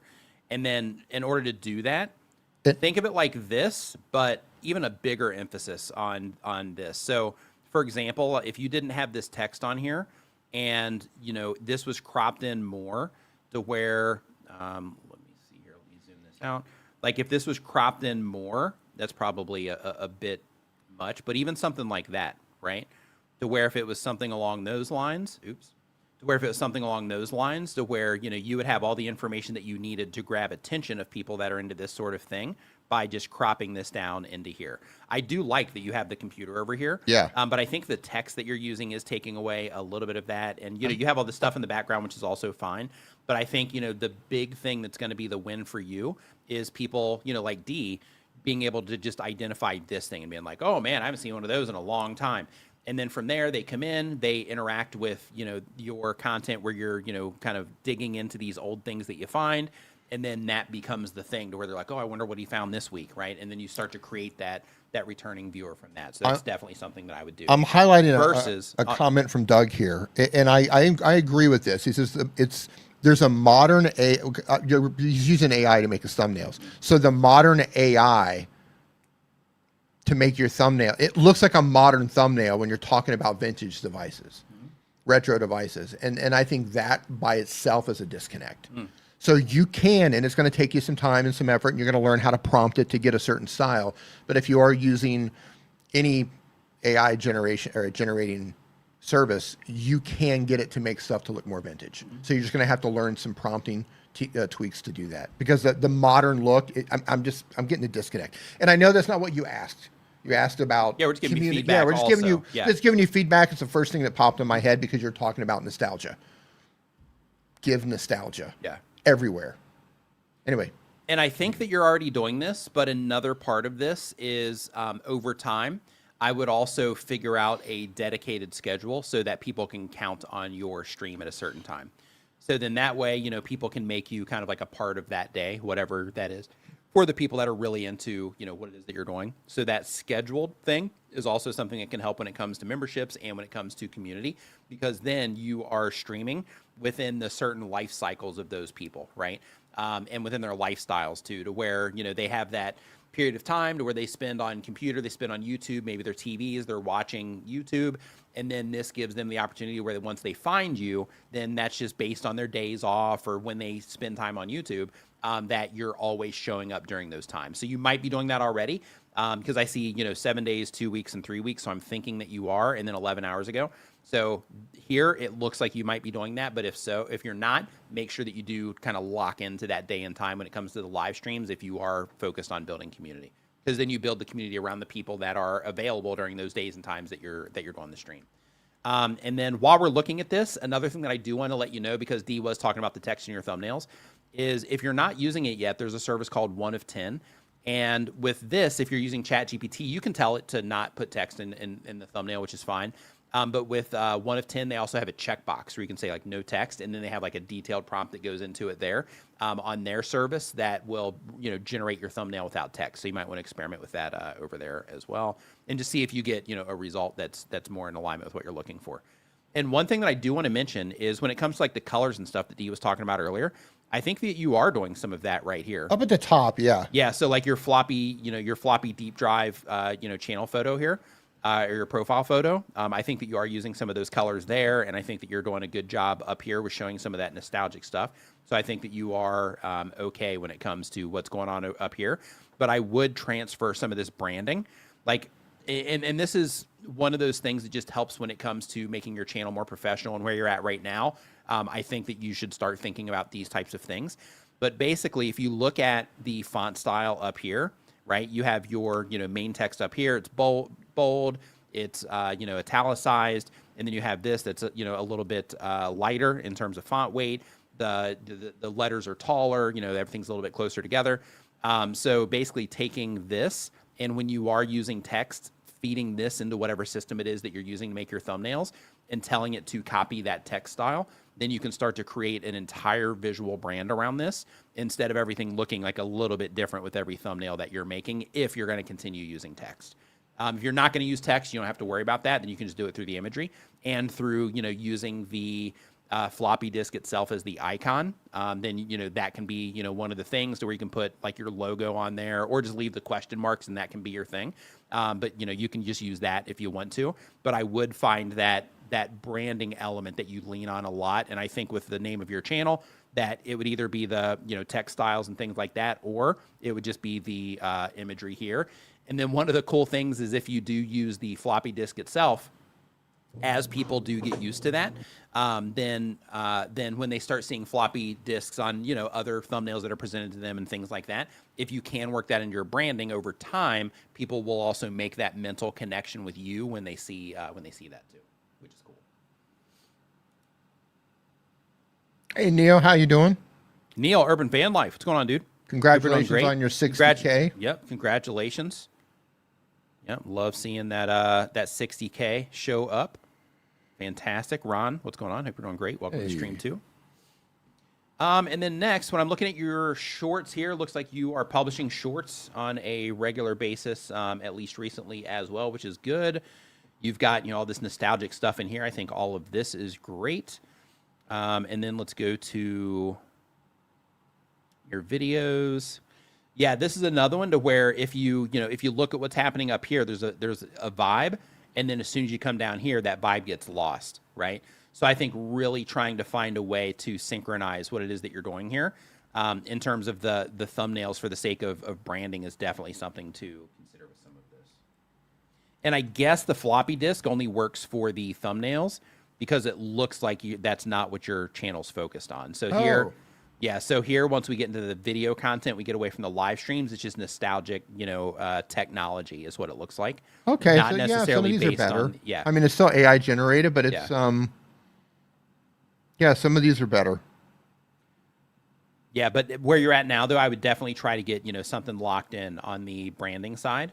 And I think, it could be the floppy disk. It could be, a computer that you name and you give it a name or something like that. And then that's always in the background somewhere, that kind of stuff. But I would definitely try to come up with some type of branding with what it is that you're doing so that you can create that, consistency with your viewers. So they know without a shadow of a doubt when your content shows up on their homepage, they know that it's yours.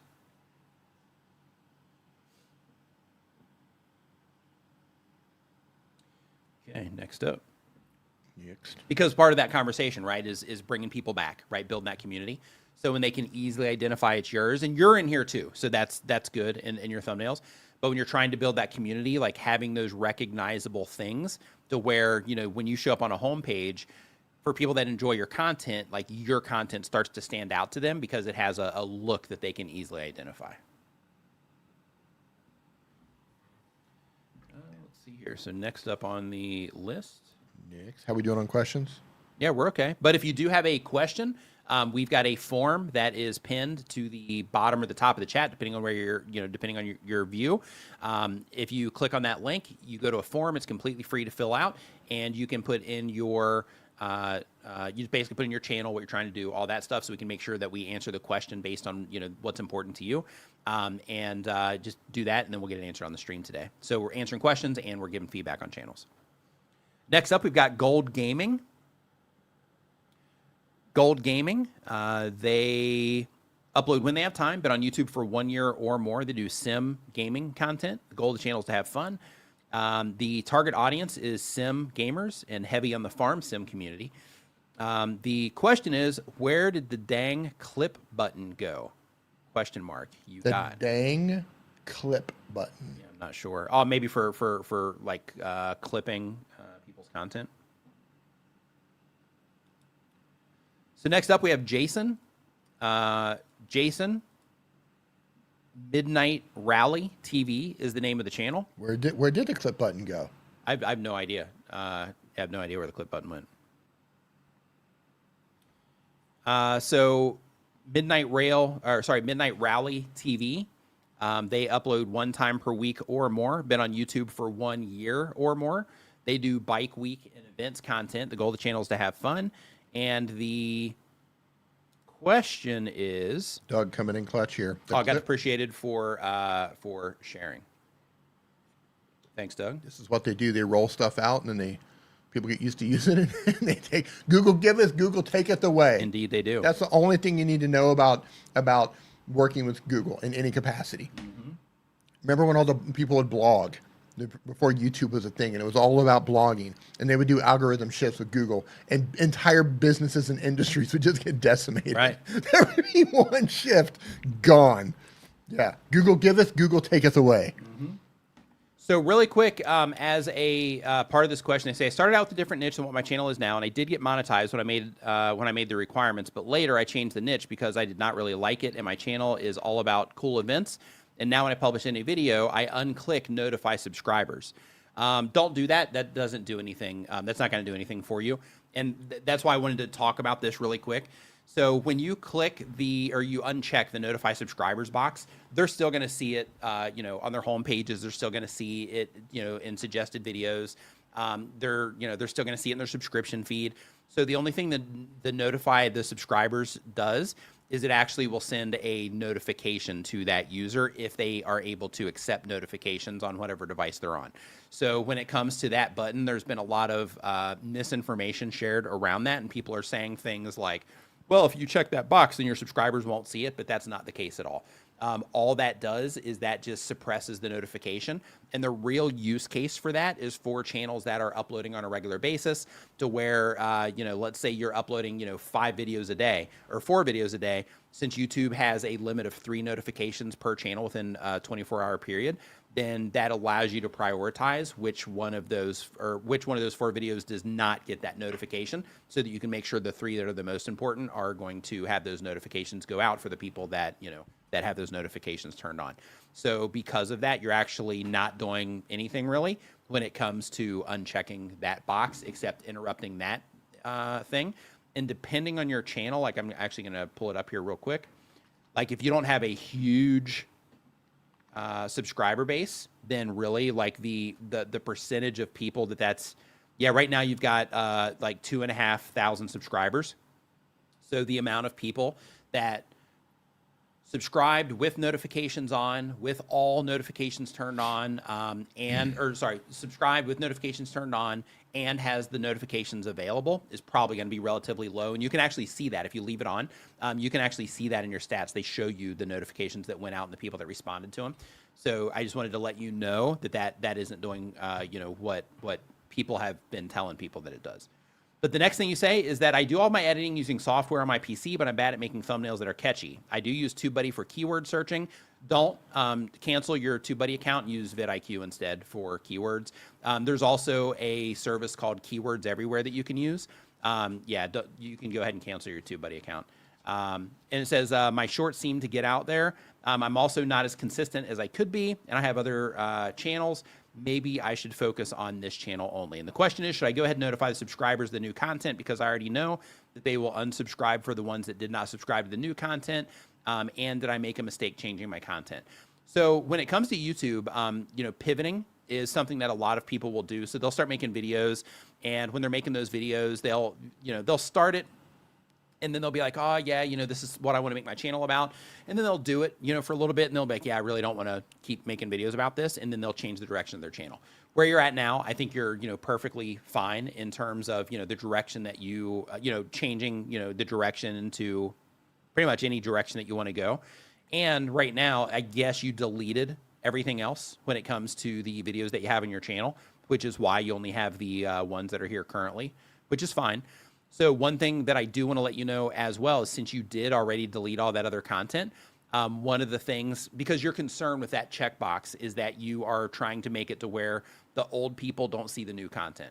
So one thing I do want to let you know is that because you deleted the other videos, you have broken the chain with those viewers and YouTube. So they might still, for people that were really engaged in that content, they might still show it to some of those people. But according to YouTube, when you delete videos on your YouTube channel, in the back end, so think of it like this. If I interact with your channel, then there's that connection to me. And then if you publish a video and it gets past that, even if I'm like a super casual viewer, if it gets past that initial group of engaged viewers, to where it's, good and it's a perfect fit for me, all that stuff, even though I haven't interacted with your channel in a really long time, then, they still might show me that content. But if you delete the videos that I watched and I didn't watch any of this other stuff, but you deleted all those other videos, then that connection's broken. So then because of that, when you are deleted from my recent viewer history, and you've deleted me, essentially, when you delete those videos from your channel, then according to YouTube, then you break that connection between that channel and that viewer. So because of that, the thing that you're doing with the notify box, it's even like less of a thing to worry about because you've already handled some of that already by deleting those videos. Yeah, Renegade Garage says, is VidIQ that much better than TubeBuddy? I use VidIQ. It really is. And the reason why is because they are continuing to innovate. They're continuing to add additional things. Yeah, TubeBuddy just kind of stopped. So I don't want to turn this into like a whole TubeBuddy bashing thing, but in every single imaginable aspect, VidIQ is better. So I'm just going to give you a quick rundown. So the tool, they're constantly updating, constantly adding new features to it, and constantly supporting the tool. In addition to that, if you go to their Twitter account, they're constantly supporting their creators, and they're constantly building the community and helping the community of creators that are interacting with everything it is that they're doing. In contrast, TubeBuddy publishes like when they have something to like a new thing that they're promoting, or if they publish a video, and then every now and then they'll publish some stuff to their other accounts. When it comes to the YouTube channels, VidIQ is publishing content on a regular basis that's helping the community. And they are extremely active in every way on their YouTube channel as well. And they're even on Reddit answering people's questions. Like they care about their users. So because of that, their tools are constantly updated and all of their social medias are constantly updated as well to support the community. So in every single aspect that is imaginable, yeah, they're like TubeBuddy doesn't even hold a candle to them anymore. Every metric that matters. Every metric that matters, yeah, doesn't matter, and just their tools are superior too. So. And their YouTube channel is just on fire. Like they're constantly updating the YouTube channel. Right. And tools. Everything. Yeah, and tools. Yeah, just every possible way, they're better than TubeBuddy. So if you have a TubeBuddy account, it's up to you, right? Use what you want, but like I recommend to people that they cancel that and switch over to VidIQ. And I don't have a sponsorship with VidIQ, none of that stuff. But once better tool. Once TubeBuddy was purchased, it's like they just stopped trying. They stopped innovating. Nope. In my opinion. I agree. Because that's what you want. You want new tools. You want stuff. Okay, what's going on now? How do I work faster? How can I get through stuff more efficiently? None of that stuff. Yep. Yeah. Gregor Brown in the house. What's up, man? Hope you're doing great. Thanks for all your help. Just a quick hello before sleeping. Have some good dreams. Good night. Enjoy your sleep. Thanks for swinging by. So let's see here. So next up, we have Jason is our next channel here. And by the way, if you are just joining us, we're answering YouTube questions. So if you have a question about anything it is that you're doing on YouTube, there is a link at the bottom of the chat or top, depending on your view. If you click on that, it's going to take you to the forum that we're taking these questions from. It's completely free to get feedback on your channel or ask a question about anything it is you're trying to figure out about YouTube. I think you missed a super chat. Let me see. We did. Karen Cole, thank you for the super chat. Super Says, chat. thanks for answering my question on the AI sticker. My pleasure. Yeah, on the clip thing in my brain, I was struggling with because I know that they took one away, and I was thinking that it was the remix, not the clip. So yes, I was wrong on that one. So thanks for that, Doug. So next up, we have Jason. I'm glad somebody's paying attention. Right. So Jason, Midnight Trail TV, uploads 1 time per week or more. Oh wait, this might be the same one. Oh yeah, that's the one we just did. So next up we have Markinal Recenzi. I apologize if I'm saying that incorrectly. Recenzi. They upload every other day, been on YouTube for 1 year or more. They do movie reviews, like trivia shows, things like that. They've been on YouTube for 1 year or more. The goal of the channel is to be a full-time content creator. And the question is, a few days ago, I posted, I have watched The Substance movie with Demi Moore and Margaret Qualley for the plot and attached a picture of Margaret Qualley. Do you know how to say her name? Margaret who? Okay, I guess not. Wearing a bikini with captions, the plot as a joke. They After gotcha. this, They I got an gotcha. email that my from YouTube that my video, not a post, titled "I have watched The Substance for the plot is good for advertisers, and I should always remember to follow." Wait, is good for advertisers? That I should always remember to follow YouTube guidelines. My question is why I got this email. If someone flagged it, was it the system or some viewer? Are the ads being placed on my post feed, and why it says your video when it was just a post? So what you're saying, I'm not understanding the problem here. They made a community post and they received an email saying that their video, something about the video. Number one, but it says that it's good for advertisers. So one thing that I do want to let you know is when it comes to posts, YouTube is showing some posts in the Shorts feed now, just as a heads up for that one. If they said that it's not good for advertisers, because I'm looking at the image right now, and I wouldn't show this on screen here during a live stream. But when it comes, now you piqued everyone's interest. Yeah, I know, right? But basically, when it comes, I see D looking in StreamYard. Oh, right yeah. there. So I just zoomed in for D so D can see it. I'm doing like 500% here on my monitor. Trying to like, yeah. Oh, Zoom in. good Lord. Zoom in. Enhance. Zoom in. Hey, Yeah. Hold on. We live in an AI world. I know, and right? All I want to be able to do is say, right there. Enhance. Yeah. Right. Enhance. Right. Zoom in on that. Enhance. That's all I want to be able to do. We're getting there. We're getting there. But yeah, so if they said that it's not suitable for advertisers, then I would understand that. But the fact that they said that it is, just out of the blue, Yeah, that's odd unless their system auto flagged it and then it was reviewed. And all this might have happened, while you're sleeping maybe or something like that. But if it got auto flagged and then it got reviewed and then it got cleared to where it is okay, or they said it's okay for advertisers, then in that case, that could be what's going on there. ChatGPT, So I'm really enhance. not sure in terms of why they would send that email, just letting you know as a heads up that it is okay for advertisers.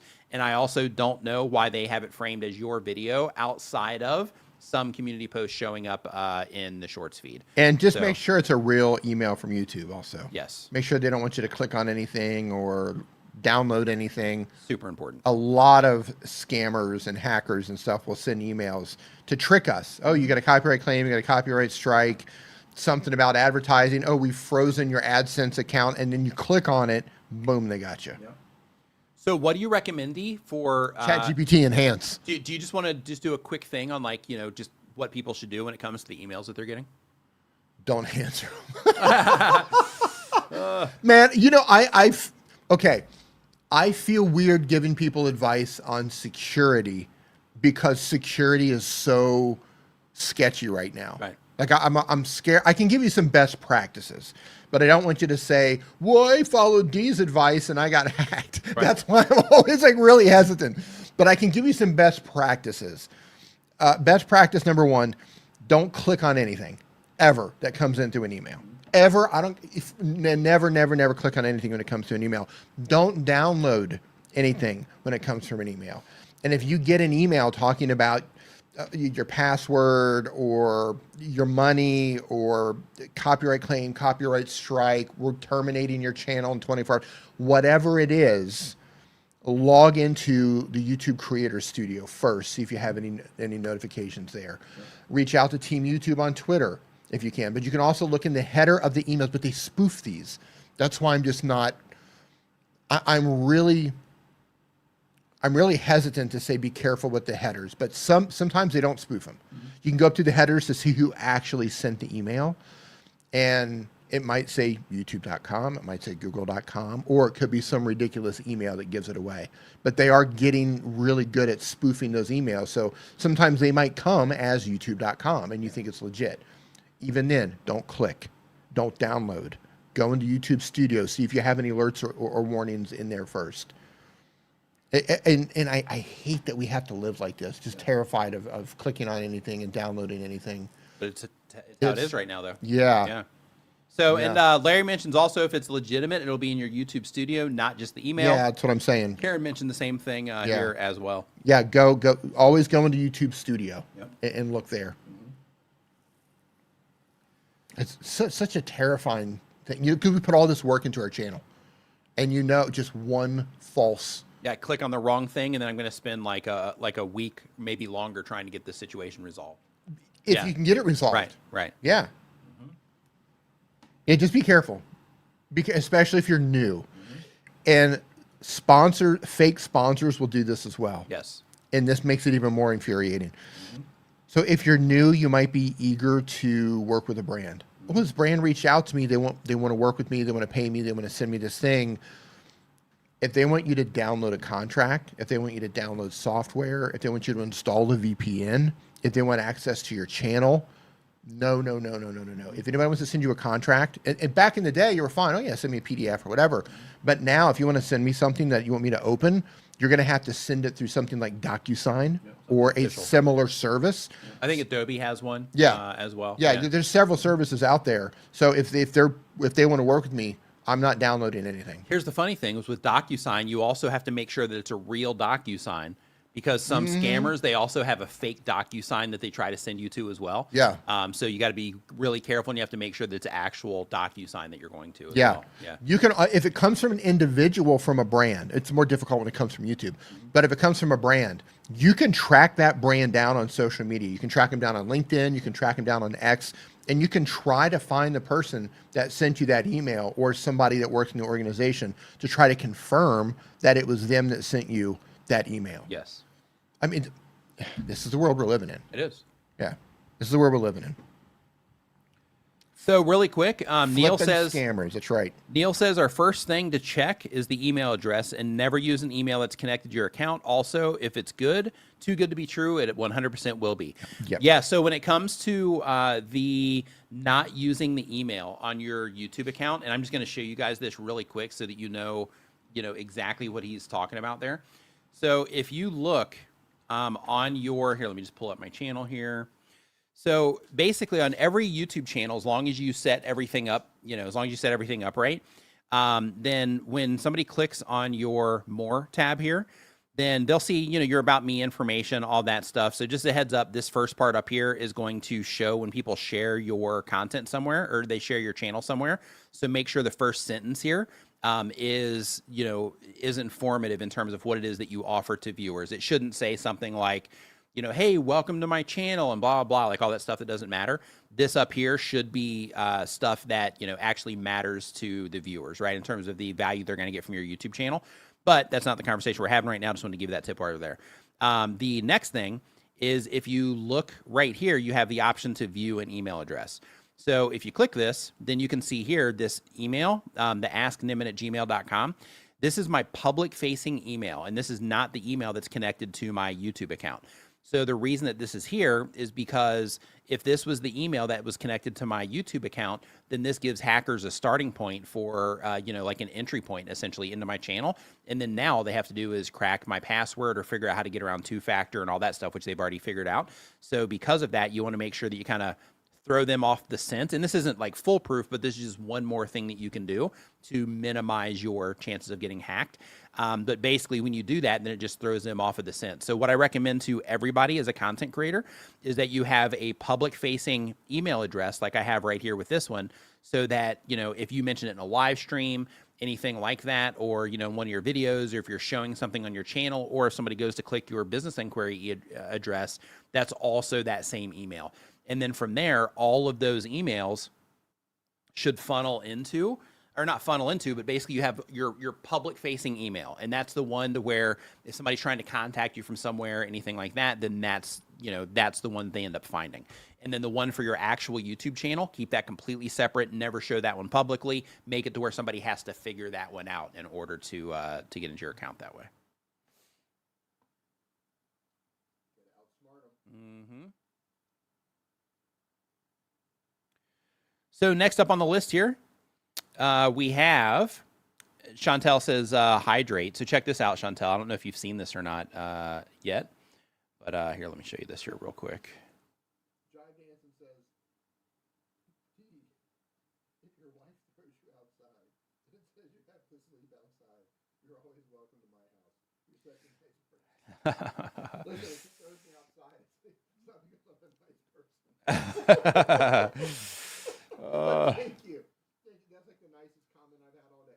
Check this out, Chantel. I've got a hydration monitor right here that's going to help me there. So I appreciate the. Oh, actually, I didn't even show it. Oh my! So yeah, goodness, right here. My mic was off. Yep, got a little hydration monitor right there that reminds me to do stuff. But I appreciate that because that means you're detecting low energy too. So thank you. So let's hear. So next up have. My mic was off again. Oh, was it? I was chewing. I was eating a little energy bar. Oh, way to go. And I forgot to turn my mic back on. That happens a lot. Oh, do you have that little thing plugged in over there? Remember? Yeah. You haven't had to use it yet. Not yet. So I probably won't ever have to use it now because it's in there, right? That's how it works. So like I'm prepared. So then now the problem's going to go away. So your brain is like, you're always staring at it. You're like, I'm not going to cough. Yeah, I'm not going to cough. I'm not going to sneeze. I'm not going to do anything. Yeah. So let's hear. So Ginger Ale O. They upload one time per week or more. They've been on YouTube for 1 year or more. They do gaming content. Goal of the channel is to connect with others who like what they like. And the question is, I still have 2,000 watch hours still to acquire. What's the best formula for live streams, high discovery, low saturation? So let's see what it is that you're doing here. Yeah, the muter. Let's see what's going on here with Ginger Ale. That's right. Chantel says, I'm not just reminding you guys, the chat needs to hydrate too. Oh, they do. Look at Chantel just taking care of everybody. Look at Mama Chantel out here, Yep. making sure the entire community is taken care of. Yep. Chantel's like, hey, everybody. Yeah, remember. That's right. Yeah. So there's always that one person in a group that's like going around making sure everybody has everything they need. Right. Like, hey, you need some water? You need a coffee? Hey, Right. you want some tea? You Right. want some matcha tea? What do you want? Right. Green tea? What do you want? You need a pillow for that? You want to get your feet? You need something to put your feet on? Hey, you want some slippers to replace your shoes? Chantel's got you. I don't know what kind of life you're living. That doesn't happen to me. Yeah. No? I don't know. I don't know what you got going on in your life, but it's not happening on my end. Oh. So let's see here. And she said she has Band-Aids in her purse too, just in case. So Your button fell off. Let me get that for you. I got a little sewing kit here that I took from the hotel room. so let's see here. Let me turn this screen off. Let me add this screen here, and then we will get you checked out. All right. So you are basically trying to figure out how you can get more watch time on this. Let me take this down here really quick just to confirm. So the question here was that what's the best formula for live streams, high discovery, low saturation? Okay. So right now, what I think that you need to work on more than anything is, getting the regular content up as well as, the live streams and all of that as well. So a couple things. First, I'm just going to start on your videos, and then we're going to work through this whole thing. So at the very beginning here, we have, can you solve this cozy puzzle with grandma? So I don't know if the person watching this video would be the same person that would watch this video, right? So this one's about Fallout, and this is about some, cozy puzzle with grandma. Now, this is another one for Fallout, so this one lines up with this one. And then down here, you have like Glitch Wake episode 2 and 3. So I wouldn't worry about putting the episode numbers in here. I would also use game imagery in here as well instead of big text panels. But like this is about something completely different, but at least you have 2 that are connected there.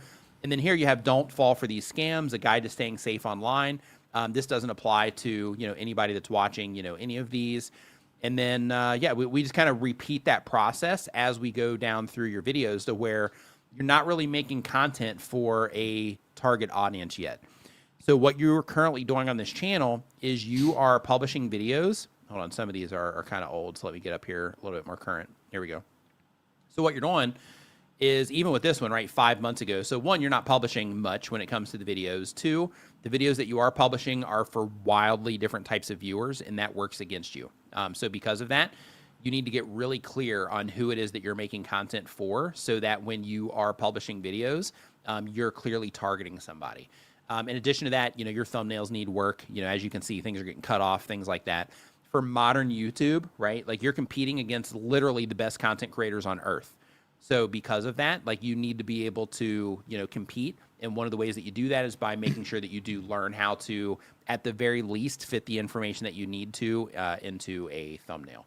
But if we go to your live streams, which is more focused on the conversation that you were having, don't use, like if you're trying to grow the channel, you're trying to get watch time, all of those things right now, don't use templates. Another thing that I would do as well is I would make sure that you are, Road to Silver and then like a birthday stream. Okay, this is Road to Silver as well. So these are all Road to Silver. And then you have this like cartoony game here. And then you have this one here for your favorite sprite. Is this Fortnite? Yeah, because I recognize these guys. Yeah, not the drink, portrait. Okay, so a few different things that you need to work out right now. So when you are doing your live streams, if you want people to keep coming back to your live streams right now on your channel, then in that case, I would make sure that you are picking the types of games that you want to play and keeping those games within a certain type of interest. So for example, here you've got, these war games that you're playing or these, shooter games that you're playing. And that's fantastic because people that are into that type of game, they can come and participate in these. And you have a nice string here to where you are focusing on this like one game, right? So all that's good. This kind of falls apart when you come down here because, the people that are watching this Solar Punk First Look videos, like you might have some crossover when it comes to the videos over here, but really, these are 2 wildly different types of games. And because of that, you're creating a disconnect here in terms of people coming in and participating, a lot. So how that works is, let's say that they are watching, these videos here, and these are, they're into this. The person watched this one and they're like, wow, this is great. And then they show up to this one. Well, then you publish this one, you just lost these people. And then you publish this one and YouTube still tries to show it to these people, right? Because they're trying to give you a chance here. and these people don't care about this and they're not going to click on it, then they publish this one, or you publish this one, and these people don't care about that one either. What's going to happen is when people stop responding because you brought them in on this, then YouTube is going to say, their system is going to say, well, the people that were the most engaged here, we're trying to show them videos from this channel, but because these people aren't responding to that, we're going to stop showing the people that were interacting with these videos. We're going to stop showing them these videos. We're going to stop letting them know when this channel goes live, because they're not responding to it. They obviously, don't care about that. So because of that, when you're constantly switching like this, you are working against yourself, because you're not creating consistency for the people that are interacting with your content. You're not giving them something to look forward to. You're not giving them something to keep showing up for based on the things that they care about. So I do understand and respect the idea of, hey, I just want to, play the games and want people to come in and, just because they want to watch me play the games, or they want to watch me talk about the games.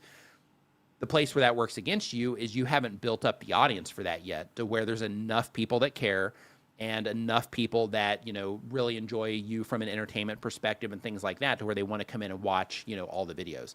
So because of that, you're really working against yourself by spreading yourself thin across all of these different games, and then not coming back to them either. So even with this, you're just doing some games, you get bored, and then you move on, you do some more games, you get bored, move on, move on, move on. So you're not creating any type of, consistency, and you're not doing anything reliably for the people that are interacting with your content. So because of that, you're putting yourself in a position to where it's hard. You're literally working against yourself when it comes to what it is that you're doing with your YouTube channel and the way that you're approaching it, by not tuning into a certain type of viewer that's interested in specific things.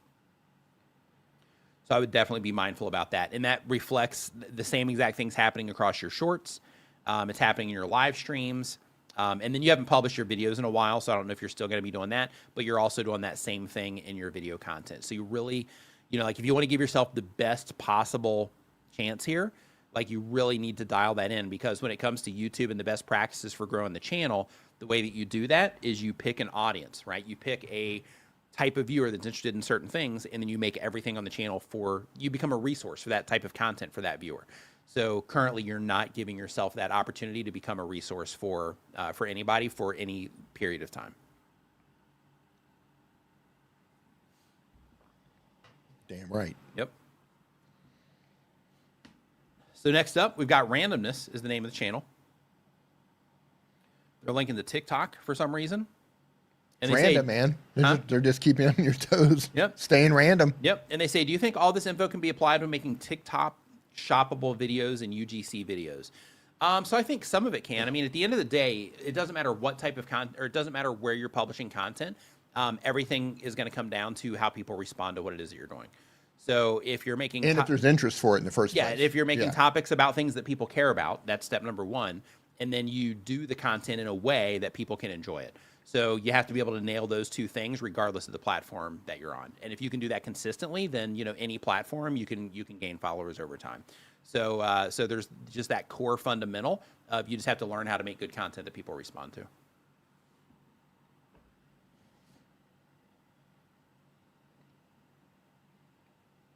And in some cases too, some people, and this is important to mention also, and I know Dee likes to mention this a lot, where because of the nature of the different algorithms, the different platforms, and how they work, and how different types of people are on different platforms and stuff, somebody that's publishing shorts to YouTube and they're not going anywhere, they're just not getting any traction at all, they should consider posting that content also on TikTok and on Instagram and Facebook Reels too, and any other vertical platform, to see if you happen to nail that audience over there, right?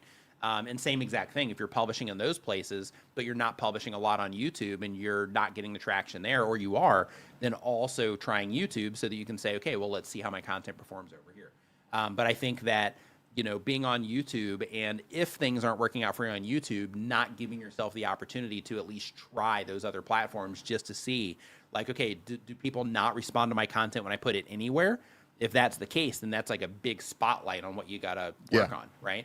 But if you're man, people are loving my stuff, I'm growing a community, I'm getting lots of views, all that stuff over on Instagram, but on TikTok and on YouTube, I'm not getting any response at all. Or vice versa. Or vice versa. Then Yeah. that tells you like, okay, well, there is an audience for what it is that I'm doing. So now I just have to figure out how to play into the algorithms of, TikTok and YouTube in order to make sure that I'm, connecting with, those types of viewers. Expectations are different on different platforms. Yeah. Different types of communities form on the different platforms. I've seen people struggle to grow a TikTok account that do very well on YouTube, yeah. And I've seen TikTokers with millions of followers just fall on their face on YouTube. Yeah. And people succeed going both ways. Yeah. So I suck at TikTok. Yeah, I suck at TikTok. I feel like that's a shirt. If I was going to like aggressively go after TikTok in terms of like I'm not trying to stay on brand or anything. I'm just trying to grow a channel. Yeah. Then I would just do stuff over there that was just like pop culture stuff.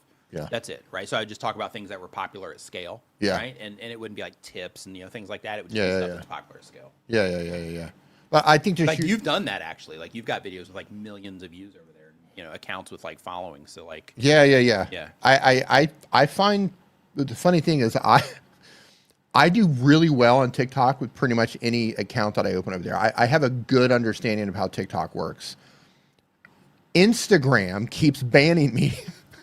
I have there's one Instagram account left, and that's my main one under this account. I don't even upload on it. Like I'm not a fan of uploading Instagram. I view Instagram, but I don't really like uploading to it. Mm-hmm. But every channel where I've tried to take the content that I put on TikTok and put it on Instagram, my account just gets banned. Interesting. And now I'll create it. So I knew that with one of your account. I didn't know it happened to all of them. Oh yeah. So and they're clocking me somehow. So I'll try different devices. And by the way, they have pornography on Instagram, and they're banning legit accounts. Yeah. And I'll go to create like a legit account on a different device, and they've somehow made a connection. Like maybe we talked about this, like maybe because I know they can detect like one device is close to another device, or whatever. So maybe they can detect. I don't know. Proximity, right? So hey, we shut down a couple accounts on this phone, and then this phone's trying to open up another account, and they'll shut it down within 24 hours. So I'm on a list.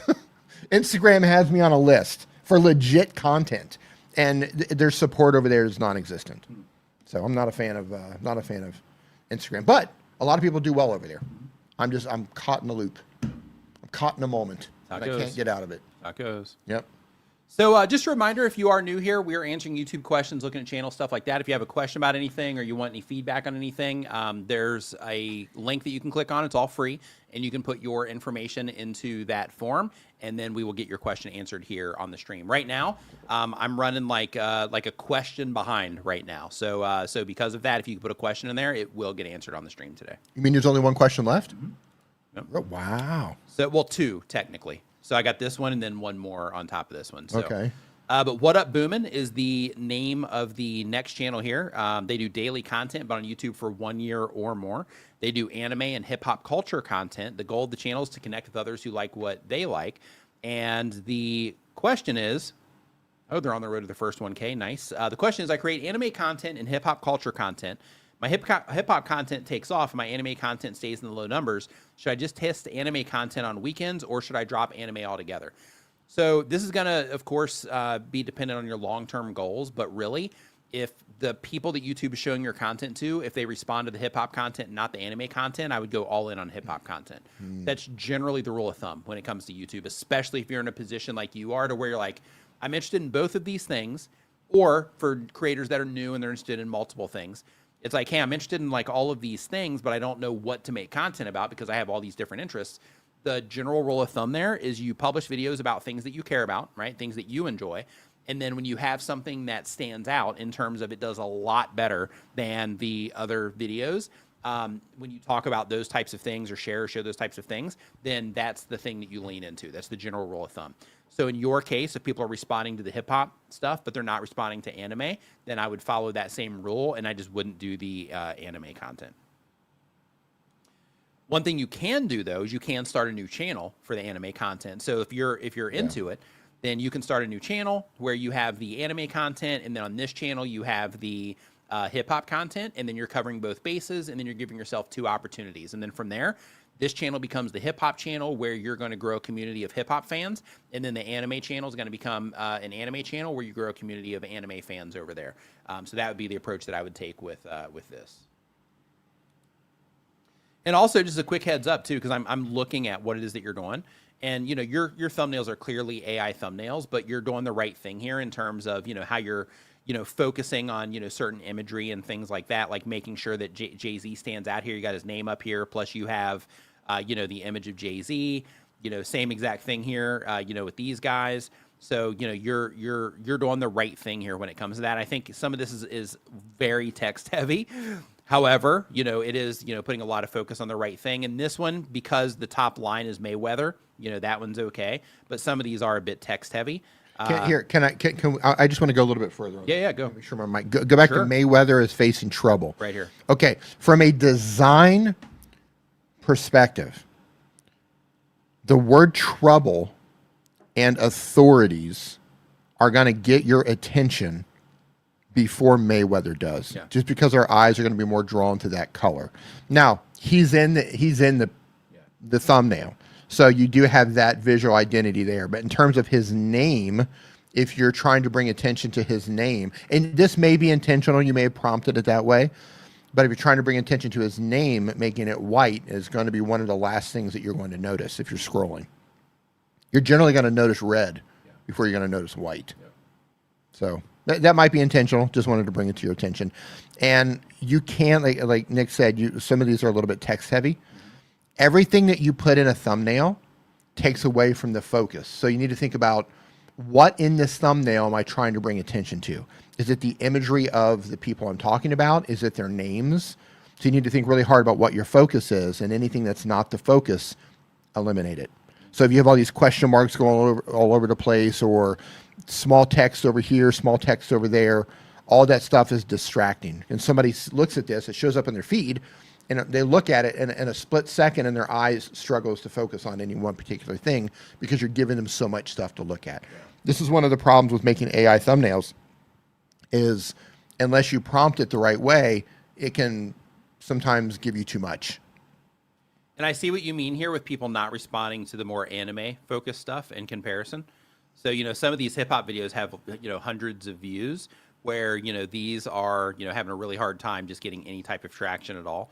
So yeah, I would definitely lean away from these, because, you know, your channel, it seems like it's currently dominant on, you know, on this hip hop content, like you mentioned, and they're not caring about the anime content. So yeah, I would put the anime stuff on a different channel, and then I would turn this into a hip hop resource. And then by doing that, you're also going to give yourself the opportunity to create like real momentum on some of this too, because here, oh, this is another one, 3 views on another, you know, Dragon Ball one. So yeah, so I would definitely, you know, just focus this on hip hop, because here you got, you know, 3 days ago, 940 views, 175 views. So you're taking the swings, and some of these swings are working out. And then, you know, you're interrupting these. Like, you chased a 500 view video, which is, you know, high on your channel, at least from these recent videos. You chased followed up.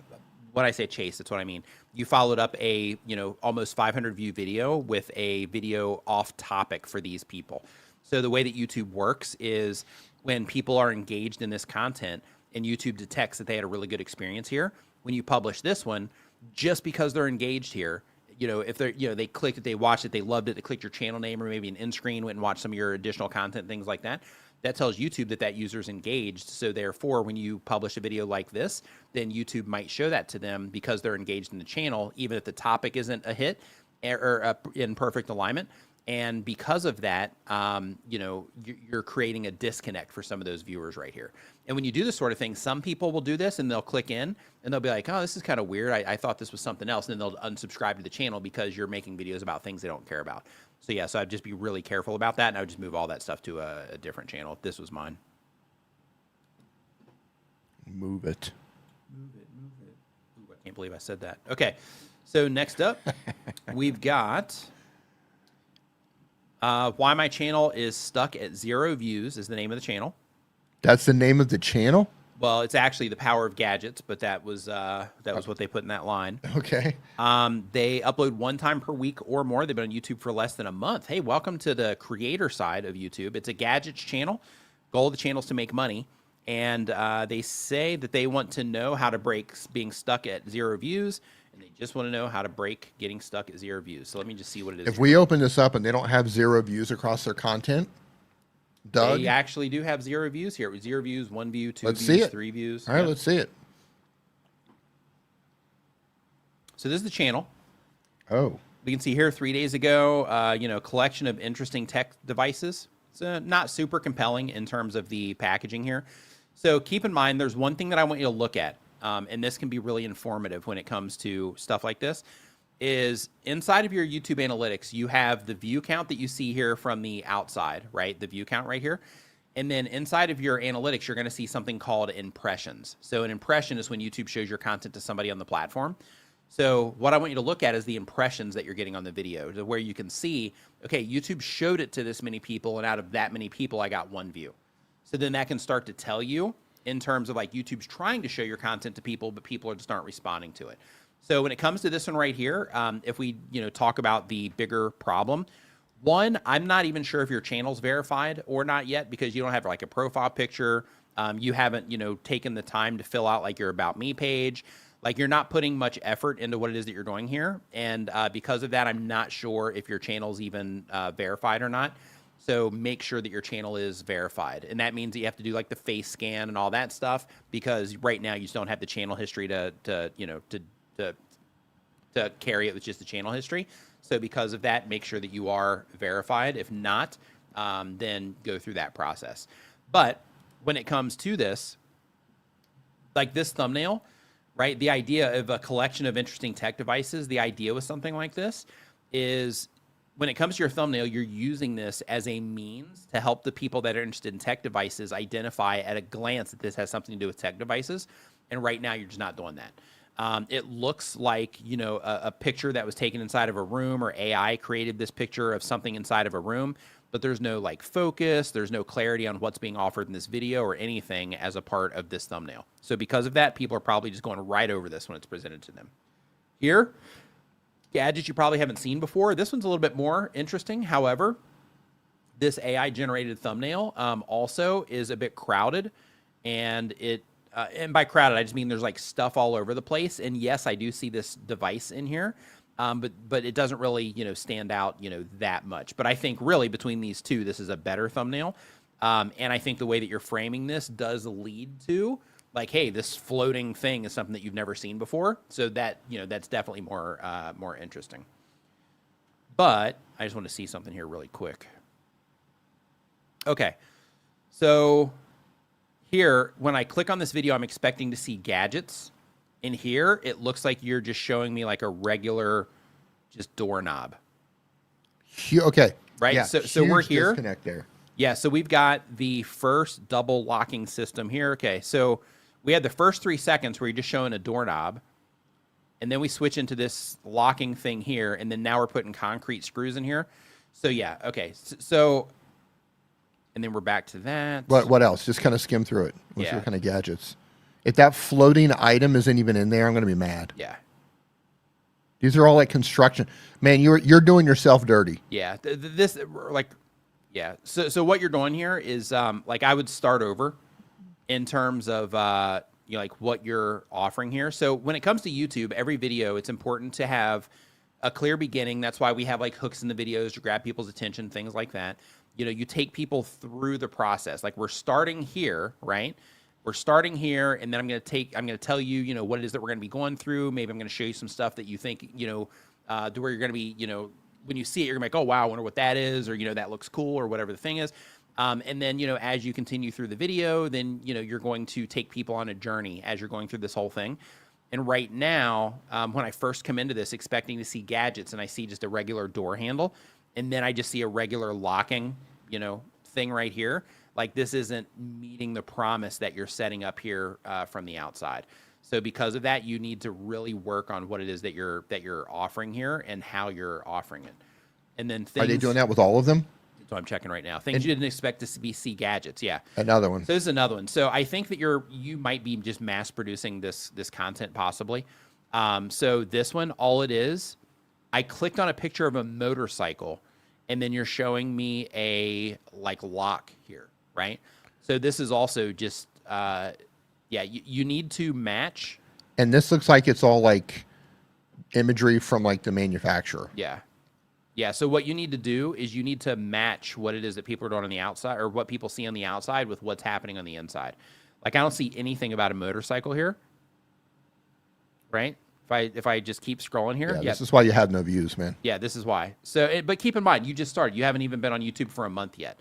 So with everything it is that we're saying, I don't want you to feel discouraged about, any of this, because this is all, part of the process. So where you're at right now, you're taking, you're taking clips and you're putting them together, and then you're presenting them as content. But right now, where it's at, you need to kind of revisit how you're thinking about what content is, and how you're presenting that content, and how you're creating an experience for people. So what you're talking about in terms of gadgets, super popular on YouTube. People love gadgets. They love that type of content. The thing that you need help with is you need to make sure that the imagery is demonstrating something that will grab the people's attention that are interested in tech, but it needs to be something that they're going to get resolved in the actual video itself. So for example, if I click in to see that, cool motorcycle shot, what I was thinking is that maybe you had some like little lights that you put on like your air cap or something like that, and that was what was causing that kind of light trail on the wheel or something. And when I clicked into the video, you're showing me stuff about, like a key, like a lock of some kind, and that's the same lock that you actually showed in a previous video. That's why I mentioned that it feels like you're mass producing it, because it seems like there's no real connection between anything that you have in the videos. So because of that, I would just start from scratch there. But again, what it is that you're doing, if you've never done anything like this before, because you've been on YouTube for a month or less than a month, this is all just part of the process. So now that you know that information, take it and then get to work on your next video and try to make your next video better, and then rinse and repeat that process over and over again until you get to a point to where people do start responding to the content, because you are, doing things a little bit more right. And if you've bought into some software system or AI faceless tool, channel stuff, yeah. or like, oh, use our tool and it will generate these videos for you, stop using that. Because however you're putting those together, it's just not there. Yeah. Not that AI can't do it, AI can do it. And I don't know if that's the case, but I'm getting vibes on this that is the case. Yeah. Maybe not. But if somebody out there is doing that and you're not, and you're getting similar results, you need to either learn how to use that system properly or go find a different system to work with. Yeah. AI is great. It can do amazing things, but it can also lead you down the wrong way. And if you're new to this, if you're new to making content, you're new to social media, you're new to YouTube, and you're using AI to make all of this stuff, and you don't have the experience yet to know what's good, if you don't have the experience yet to understand how to package your ideas, how to deliver on your promise of the package, how to keep people watching, how to choose topics that people are actually interested in, until you learn how to do that, and all you're doing is using AI tools, you're guessing. You're guessing and hoping that AI is going to get it right. Sometimes it does, sometimes it doesn't. Yeah, we're just not there yet where you can fully depend on it to... it's close. Yeah. It's close. I mean, technically, you probably can if you like really know what you're doing. But that's the key word. You have to know what you're... Yeah. And by the way, you might not be doing this, so I'm not directing this to you specifically, to the person we just pulled your channel. But I'm generalizing, because I know there's some people that are going to watch this either live or through the replay that probably are doing this. There's nothing wrong with using AI to make content. The problem is if you haven't made real content before, you don't know if AI is leading you down the wrong path or not. Just because AI makes something, and for every stream for like the past 2 months, and those of you who hang out with us every Saturday, first of all, thank you. But you notice that we keep pulling up channels that are poorly using AI generated thumbnails because they don't realize that it's a bad thumbnail. Right. Oh, gee, AI made this. It looks cool. Right. Therefore, looks it's cool. a good thumbnail. Right. AI made this. It looks cool. It looks great. This is way better than I could ever do in my entire life ever. Therefore, it must be good. Right. But it's not. Right. I mean, sometimes it is. Yep. But a lot of cases, it's not. It's because you don't know yet. Yep. You don't know how to make something that an audience is going to respond to. Yep. So, and that's fine. Like, this is part of the process. Yep. We have new tools now that allow us to brainstorm faster, go in different directions we never thought of before, create images that we could have never created on our own before, create videos that we've never created on our own before, and I'm here for it. Yeah. But you can't let AI just take control of the wheel, right, and say, drive me to success, because it's going to crash you into a pole. Yep. 10 out of 10 times. You have to know what you're doing. You have to control it and keep the human artistry on top of the AI that you're using. Yep. Patty Doyle in the house. What's going on, Patty? Hope you're doing awesome, man. Hey. Says, I couldn't agree more. AI helps, but creators seem to rely on it these days, and the content becomes same. Yep. 100%. Patty, Yep. I'm glad you said we that. were just talking about this, Yeah. how everybody's thumbnail, not everybody, but like So people that li- are using all that stuff, like their thumbnails are starting to look the same, and scripts are starting to sound similar. And, Listen, if you are using AI to write your scripts, and you're running with what's coming directly out of Claude or directly out of ChatGPT or whatever it is, and you're not humanizing that, you're just saying, oh, ChatGPT wrote it, therefore I'm going to read the script, you're ruining yourself. You're destroying your videos, because everyone is starting to sound the same. And if you work with AI enough, you start to notice the little catchphrases, the little words that it uses, and you're watching a video, and as soon as somebody says it, I'm like, unsubscribe. Yep. I'm out. Peace out. I'm done. Yeah, But like if I want that, I can just go ask ChatGPT myself. Everyone is starting to sound the same. Yeah. And because they're all doing that. Yeah. There's nothing wrong with using it to create your scripts. And there's still a lot of people that can't even tell. Right. Yeah. Right. So nothing wrong with it, but make sure whatever it outputs, take it and rewrite it. No, I would never say that. Okay, I'm going to rewrite this part. This is how I would say it. And just go through and just humanize it so it sounds like you. Because as soon as it sounds like ChatGPT, and I see people complaining about this all over the place, yeah, people are going to tune out. So. yeah, and also really quick, Renegade Garage says I use VidIQ to do some of my thumbnails. That's fine. Yeah. Like VidIQ is solid. 1 of 10 is great. In my opinion, 1 of 10 has the best thumbnail maker in the business right now. People use ChatGPT as well. One of the advantages when it comes to VidIQ and 1 of 10 is that when it comes to their thumbnails, they're tuned to YouTube based on all the data they have about YouTube and thumbnails. So because of that, they have both of them have back-end access to just tons of channels. And all of that is what's being used when it comes to the thumbnails that are being made to make something effective. So they're making thumbnails like a YouTuber would make thumbnails compared to ChatGPT, who's just making thumbnails from the stuff that's on the outside, right?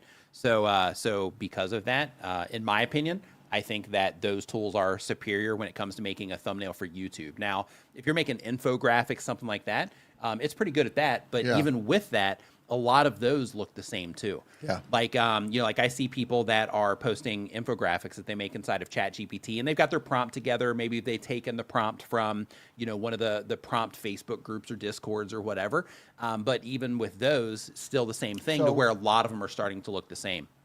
Well, first of all, I want to highlight this because I agree with Manager Mike podcast. The party says AI for amplification with stuff is fine here, but a human eye is becoming more in demand, Yes. and that's your advantage. Yep. And that's Human always, eye and taste. That's always my stance on AI. I love AI. I have a couple of AI channels. I use AI. I'm not anti-AI, but you have to run it through a human filter. Yeah. You as the human have to be in control of saying, okay, this is going to work, this isn't going to work, I'm going to refine this, I need to learn how to prompt this a little bit better so it gives me something that looks not like everyone else. Looks a little bit unique, or it doesn't look like a carbon copy of everything that everybody else is doing. You have to run it through that human filter. Yeah, so one thing that I'll do is when I use AI thumbnails, I will take the AI thumbnail and then I'll also, I'll do like a little bit of Photoshop on it too. Just because, I have my things I want people to focus on, things like that. So I might put like a vignette on it to kind of draw the attention there. I might mask out some stuff that's in the background that I didn't want to be there, that kind of stuff. And I'll generate a ton of them in order to make sure that the one that I'm using is the best one that I can find. But I'm old school too, so I'll make a lot of thumbnails also. Yeah. But the cool thing about AI thumbnails is that it gives you the opportunity to be able to put things together that would take forever in Photoshop, right? Like on that last one that I made, for example, I'm sitting there and I'm holding this, like broken play button. Like in order to get all the, 3D part inside of the broken play button and all that stuff, like that would have taken me, hours probably. Yeah. But instead, 1 of 10 spit it out, and then I was like, oh, I'm going to use that one. And then I just took it, added a little bit of color correction, popped some colors, removed some stuff, things like that, and fine-tuned it to make it work. Renegade's Garage says, I tried using ChatGPT, but it never made the thumbnail the correct size for YouTube, even when I told it the size. So their latest, It will now. Yeah, it will now. Here's the thing. If you just tell it the size without creating an image, because there's a section there, now there's a feature that says create image. So you have to create image, put it in if you really want to dial it in, put it in thinking mode, create an image, and then you can choose the actual ratio.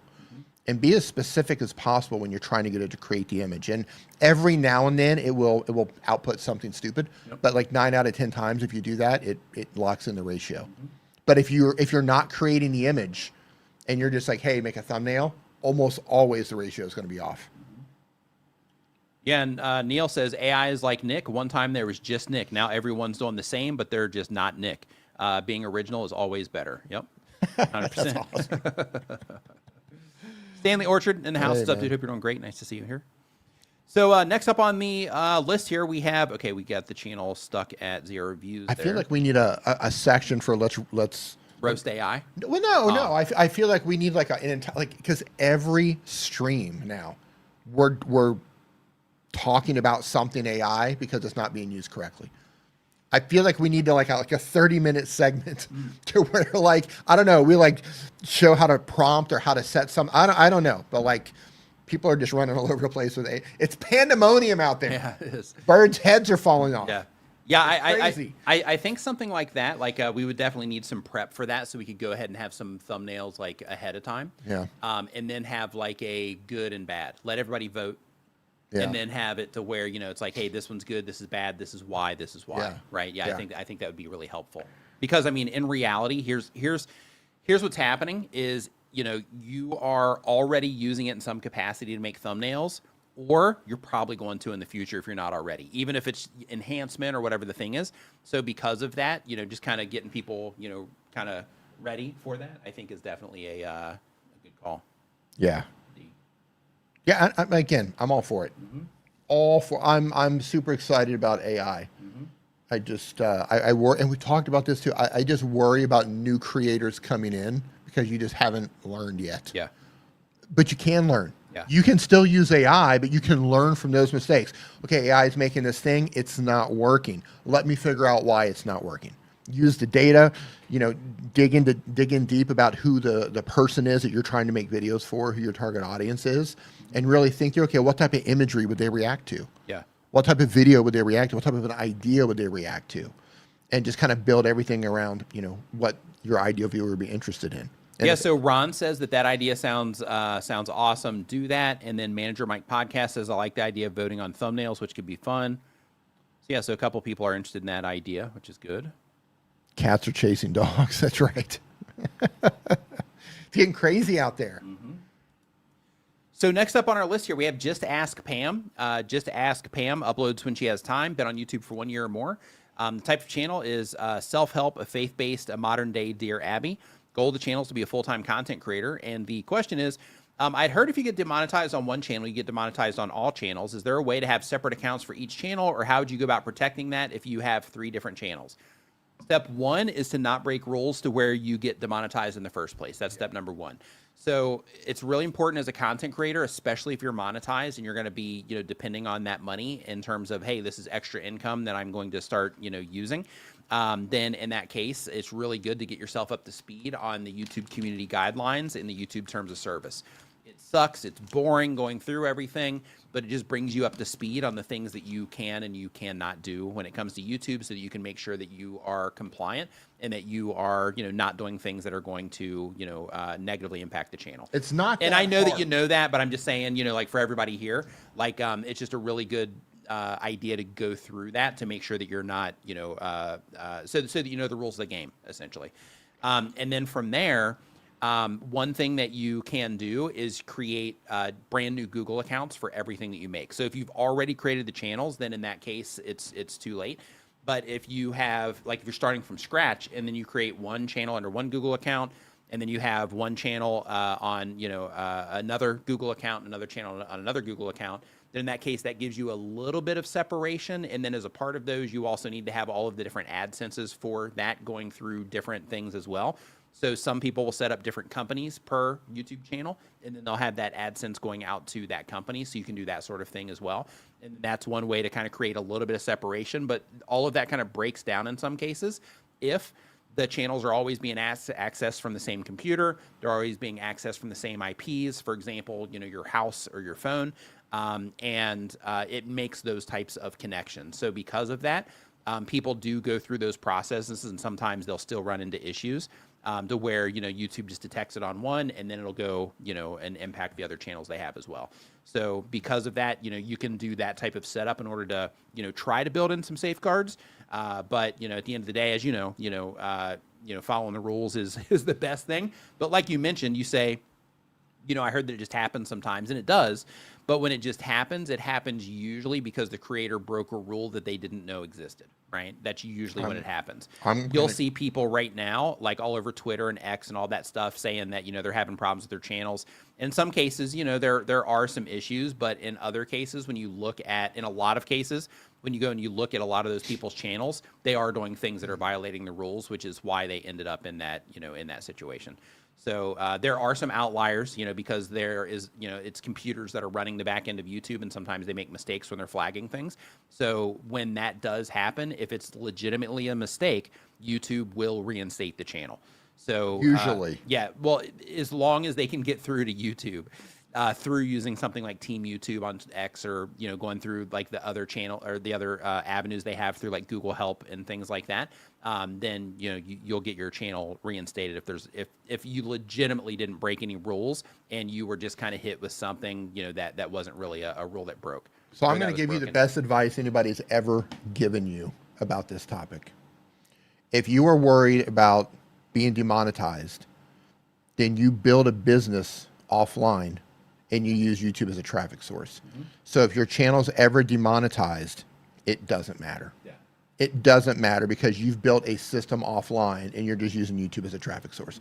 You're bringing people in to maybe through your an email system, maybe you got lead magnets, maybe you sell courses, maybe you sell digital products, print on demand, merch, whatever it is. You have a system built into place to where if YouTube says we're not going to pay you for ads anymore, you say, okay, and if it's legit, you can always argue against it if it's a false flag on that. But if you did something and they demonetize you, then you're saying, no, okay, well, I lost this little bit of money, but my business is over here and it's safe. I can't remember who said it, but I saw somebody on Twitter, they framed this in a really cool way. And they said that when it comes to your YouTube channel, and I know that in some cases, like, some content's hard to, to monetize off of YouTube.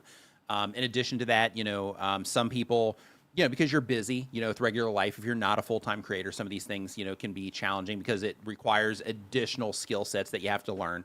Yeah. But the way that they said it is that you should look at AdSense like it's the bottom. Yeah, right. In terms of like, okay, right. The AdSense, like that's the lowest thing. And then I'm going to spend my time trying to figure out how to build additional revenue sources that outperform my ad revenue. Right. And then that creates that cushion that you're talking about to where if the ad revenue gets taken away, to where, it's not as impactful because you have, everything else that's keeping the ship moving, so to speak. It's hard. It's a lot of work. And I said ship, by the way. You know what? I know that sounded close, so I was like, I better clarify that one. Yeah. But yeah. So I almost said, well, I'm glad you said it.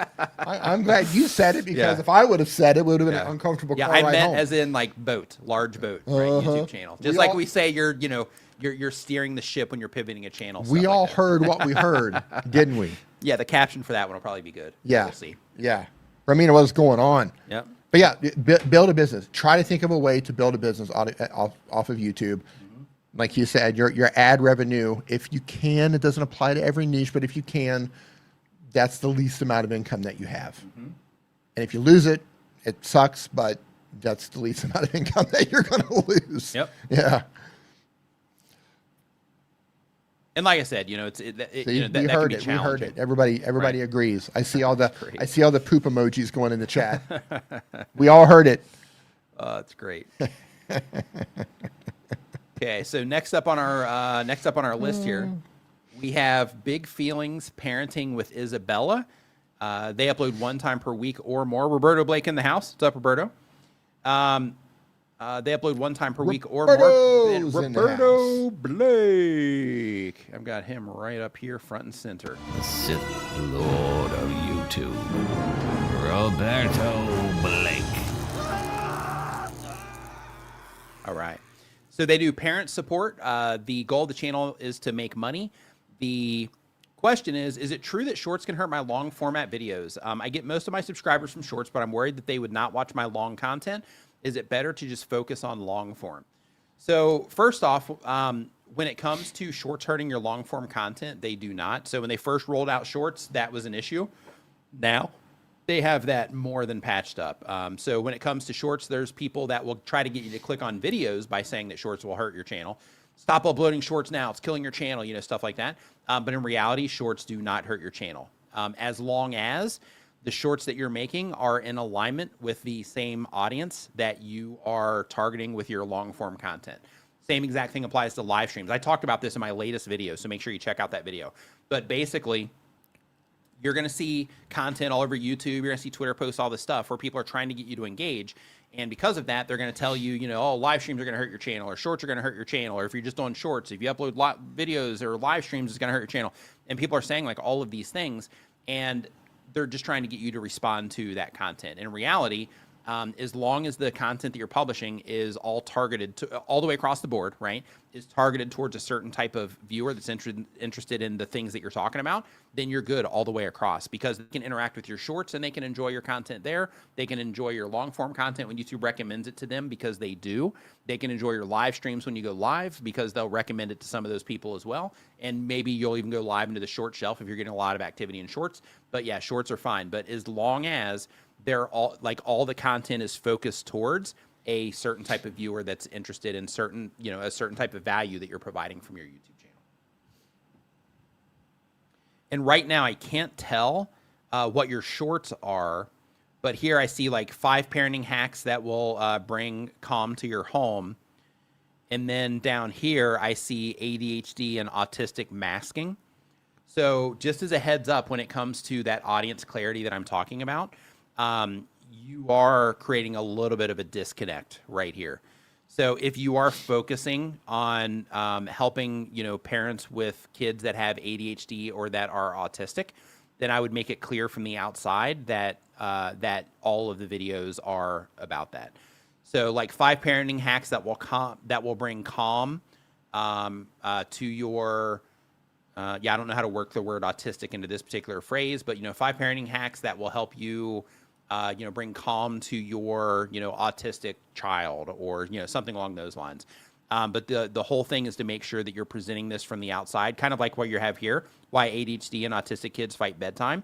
This one is on brand with this one, right? And then here, tantrum or meltdown, it doesn't matter, do this instead.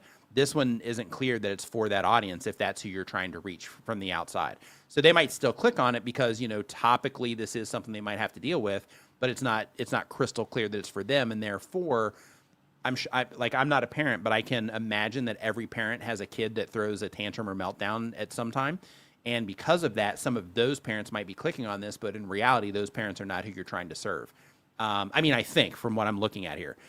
So if you're trying to serve, this group, then in that case, make sure that all of your videos are targeted towards this group, and that it's clear when you're looking at it from the outside that it's that group, right? So I would make sure that you're doing that. And when it comes to your shorts, same exact thing. And there's a couple ways that you can do this here. So you already have ADHD here, which is great, but you say consequences don't teach you skills, you're ADHD. So here it looks like you might be, hold on, skills, your ADHD or autistic child. Oh, okay, needs to meet your demands. So yeah, so make sure when somebody clicks into this that this isn't getting truncated in any way, right? So that it's also clear that it is for that group, but you have it here in the text that it is. But I think you also have an opportunity here, because you're currently not using it, to add more of the title cards here. Like in this one, you have the biggest mistake parents make at bedtime, right? But this one would be the biggest mistake, parents of ADHD children make at bedtime, right? Or hyperactive children, or, however you phrase that, because I think ADHD is like adult attention deficit. Or no, maybe it's just yeah, anyway. But the idea is to, you know, also use this as an opportunity to pull people in, because YouTube shows your content in the short shelf, but they also show it on home pages, you know, suggested videos, search, and all that. And that is going to be the thing that can help people that are looking at the images also understand the contents for them. Because your titles, as you can see, get truncated in places. And if we were just going off of your titles and where they're being truncated, the biggest mistakes parents make you can probably make out that that's bedtime. Pressure and demand ruin your bedtime, right? Not super clear here. Your child isn't fighting sleep, but pressure of, right? So you're not, you know, you don't get that clarity here in some of these places. So making sure that you're adding that clarity in these types of cards here in your shorts instead of these big, long paragraphs. Just keep it simple and make it big so that the parents of people that have ADHD and autistic children, so they can easily recognize that this content's for them. One, as soon as it shows up in their shorts feed, they're going to see it. But two, when they see this presented to them on home pages and, you know, other places on YouTube, that they'll also be able to make that instant connection when they look at the imagery.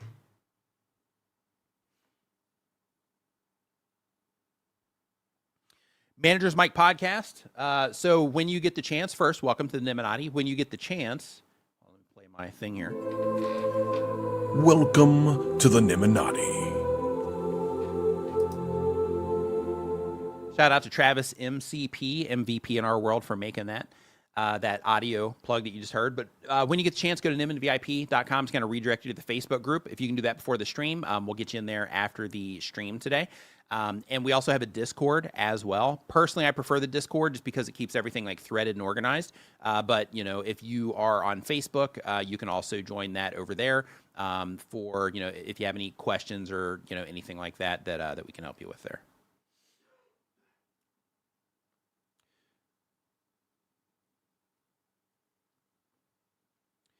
So next up on the list here, we have Big Feelings Parenting with Isabella. And let me take this down here real quick. There we go. So the Big Parenting with Isabella. Wait, is that the one that I just did? Okay, yeah, I just did that one. Okay, so we'll move on to the next one here. So next up, we have Mattingly House. Mattingly House, they upload one time per week or more. The type of channel is hauls and craft content. The goal of the channel is to connect with others who like what they like. The target audience is 50+ females. The question is my content too much of a mix? So let's go and take a look at your content and see what it is that you have to offer here. We'll see what's going on.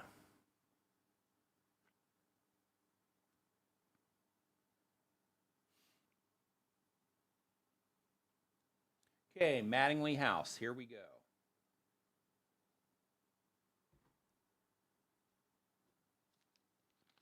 So first off, congratulations on 2.7 thousand subscribers on your channel. So you're rocking there in terms of, you know, people are responding, you know, to what it is that you're doing, which is great. So let's take a look and see the content to see if you're mixing things up too much. Okay, filling my Temu cart. So one thing, just really quick, when it comes to your thumbnails, I just want to give you some feedback here real quick. These are really busy. I would definitely reduce this to where there's not so much stuff to look at. When it comes to your thumbnail, think of your thumbnail like it's an ad. So when it comes to ads, you don't see just tons and tons of stuff, right? Or a billboard. You don't see tons and tons of stuff in the billboard. You see enough that if somebody's driving down the highway, that they can get the information that they need from it by the time they pass the billboard. That's what you want to do when it comes to your thumbnails, right? Because your thumbnails are basically a billboard for this video, and you want to make sure that you are focusing the viewer on the thing that matters to them in, you know, in this thumbnail, and helps them identify the contents about something that they might care about. So, so because of that, I would definitely simplify what it is that you're doing. In addition to that, don't put the episode numbers on here. This doesn't really mean anything. You can have it here if you want to, but I wouldn't, because again, it doesn't, you know, that's not going to mean anything to people. I mean, technically, if people are watching, a lot of people are watching your videos back to back, it can give them some insights. But in reality, when they see you or your thumbnail style, you know, those are going to be the things that's going to help them know that it's you. So you don't need to put this here, because this is kind of off-putting to people that haven't interacted with your channel before, because this suggests that there's 8 other things that they got to catch up on, or 7 other things they got to catch up on before this might be relevant to them. And then you have here, you like order for next week, and then this whole 24 hours later, window shopping. Like when it comes to thumbnails, focus of attention is really important. That's why when you look at YouTube's homepage, right? Like, and I'm just going to pull this up right now. So if we look at YouTube's homepage, and by the way, that creator dashboard thing that I put up on screen a second ago, this is the creator dashboard. So this turns your new tab into a control center for YouTube. So this is an update you guys don't have yet for the people that are using this. So I added functionality for hue lights into here. So if you have hue lights in your house, you're going to be able to add that widget. Added collapsible stuff for the to-do list and for the content list. Added some cool stuff in here as well for, like, let's say for Nate's video, right? So if I click into this, then I can see like the trajectory of his video there. And then it also has a bunch of like cool analytics tools for YouTube as well. But this is free. You can find this in the Chrome store, by the way. But basically, if we look at YouTube's homepage here, and I listen to a lot of music on YouTube, so because of that, we're going to see a lot of music stuff in here too. But if you look here, big bold thing, it's not talent with a camera, right? Because they're trying to capture people that are, you know, into making videos. So that makes sense to them. Here, if you know this guy, not a huge fan of him, but if you know him, then, you know, he stands out to you here. This, a little bit busy over here. However, you know, it's also pretty focused in terms of, you know, he's the focus, and then it has the thing that the person that might want to listen to this would care about, which is relaxing, and that's the thing that they focus on that stands out. Here, this one's kind of interesting. It's like it focuses you over here, but there's nothing else really going on, but, you know, that might cause you to look down here. Here, you can see here with this one on the MacBook Ultra, how they have it focused on the MacBook, right? MacBook here, and then the Ultra, so they let you know which one, and then they have, you know, the clear focus on the MacBook. So if you have a MacBook or you're into Mac products, this is going to stand out to you.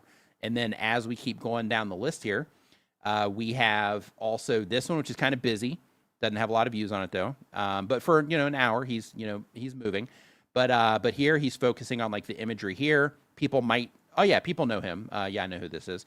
So, you know, people, you know, will recognize his face. So at least his core audience will come in here. This one's a little bit busy, but, you know, people are enjoying it. As we go down here though, you can see that when it comes to thumbnails, a lot of it is just really focused in, you know, him also. This is E. So you can see here, he's got the 52% off on this like 3D printer looking thing. So if you are somebody that's into 3D printers, then in that case, you know, that's going to stand out to you. YouTube even does it, right? YouTube shopping affiliate program. That's what they want you to focus on right here. And then all of this stuff over here, this is just secondary eye candy, right? Like this doesn't even matter. They want people to focus on this, which is also why it's on the left, because that's naturally where our eye goes. And then they focus on the thing that matters using the YouTube logo. So you know it's about something related to YouTube. And then a big, bold, black, easy to read affiliate program text here against a white background. So it like really screams off of that page.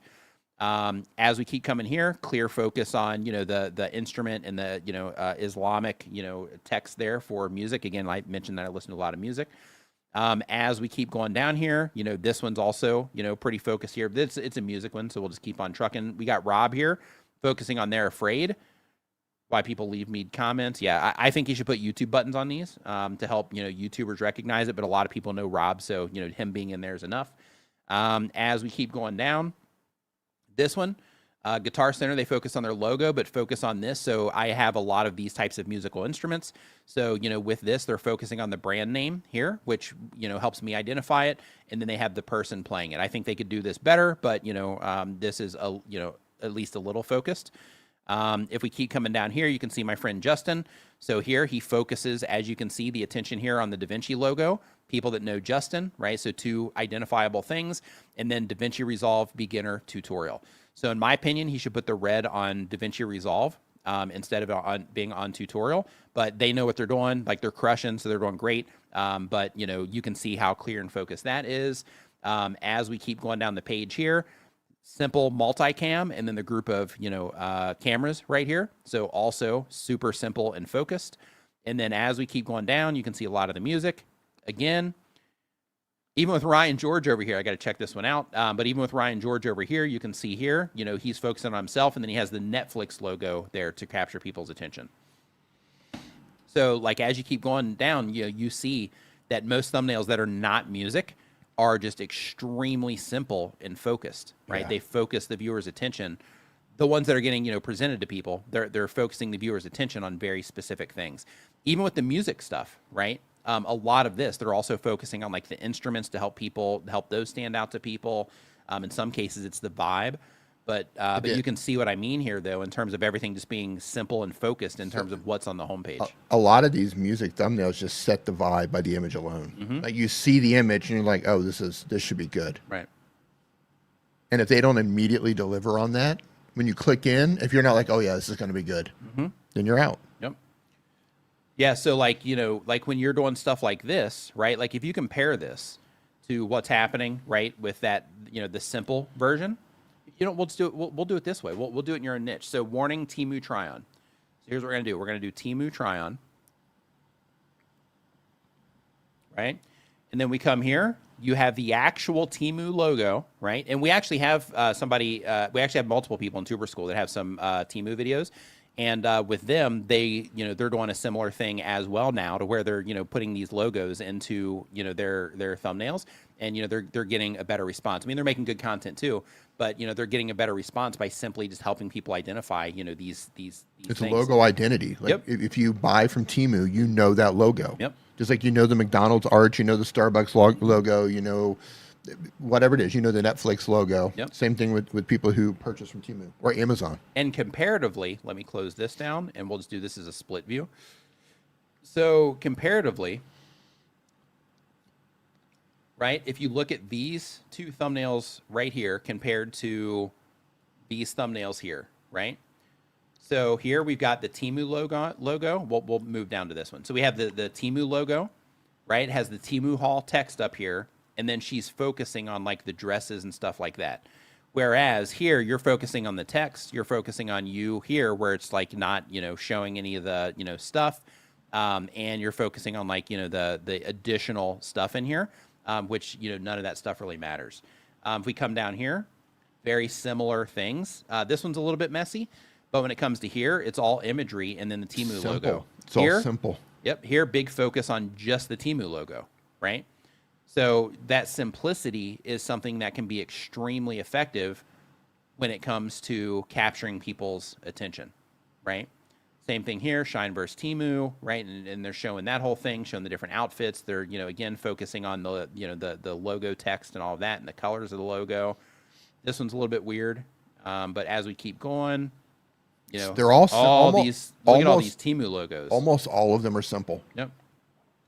So the whole thing I'm trying to express to you with this example here is that I would start simplifying this. And one thing, if you see what I'm doing right now, and this can be helpful to everybody here, if you see what I'm doing right now in terms of I'm basically pulling up one channel on this side, and then on this side, I'm like, okay, what are other people doing that are, getting results? And I'm looking at some of the view counts here. And keep in mind with some of these, just by the creator being in there, if they have a large channel, that's going to pull some attention too. But they became a big creator by doing the right things. So it's still a good example to follow. So, so one thing that anybody here can do is if you have Google Chrome, if you just right click, they have the arrange split view option up here. And then when you use this, then you can have your channel on this side, and then you can just go and search for a bunch of different stuff around what it is that you make, and you can see how other people are presenting it.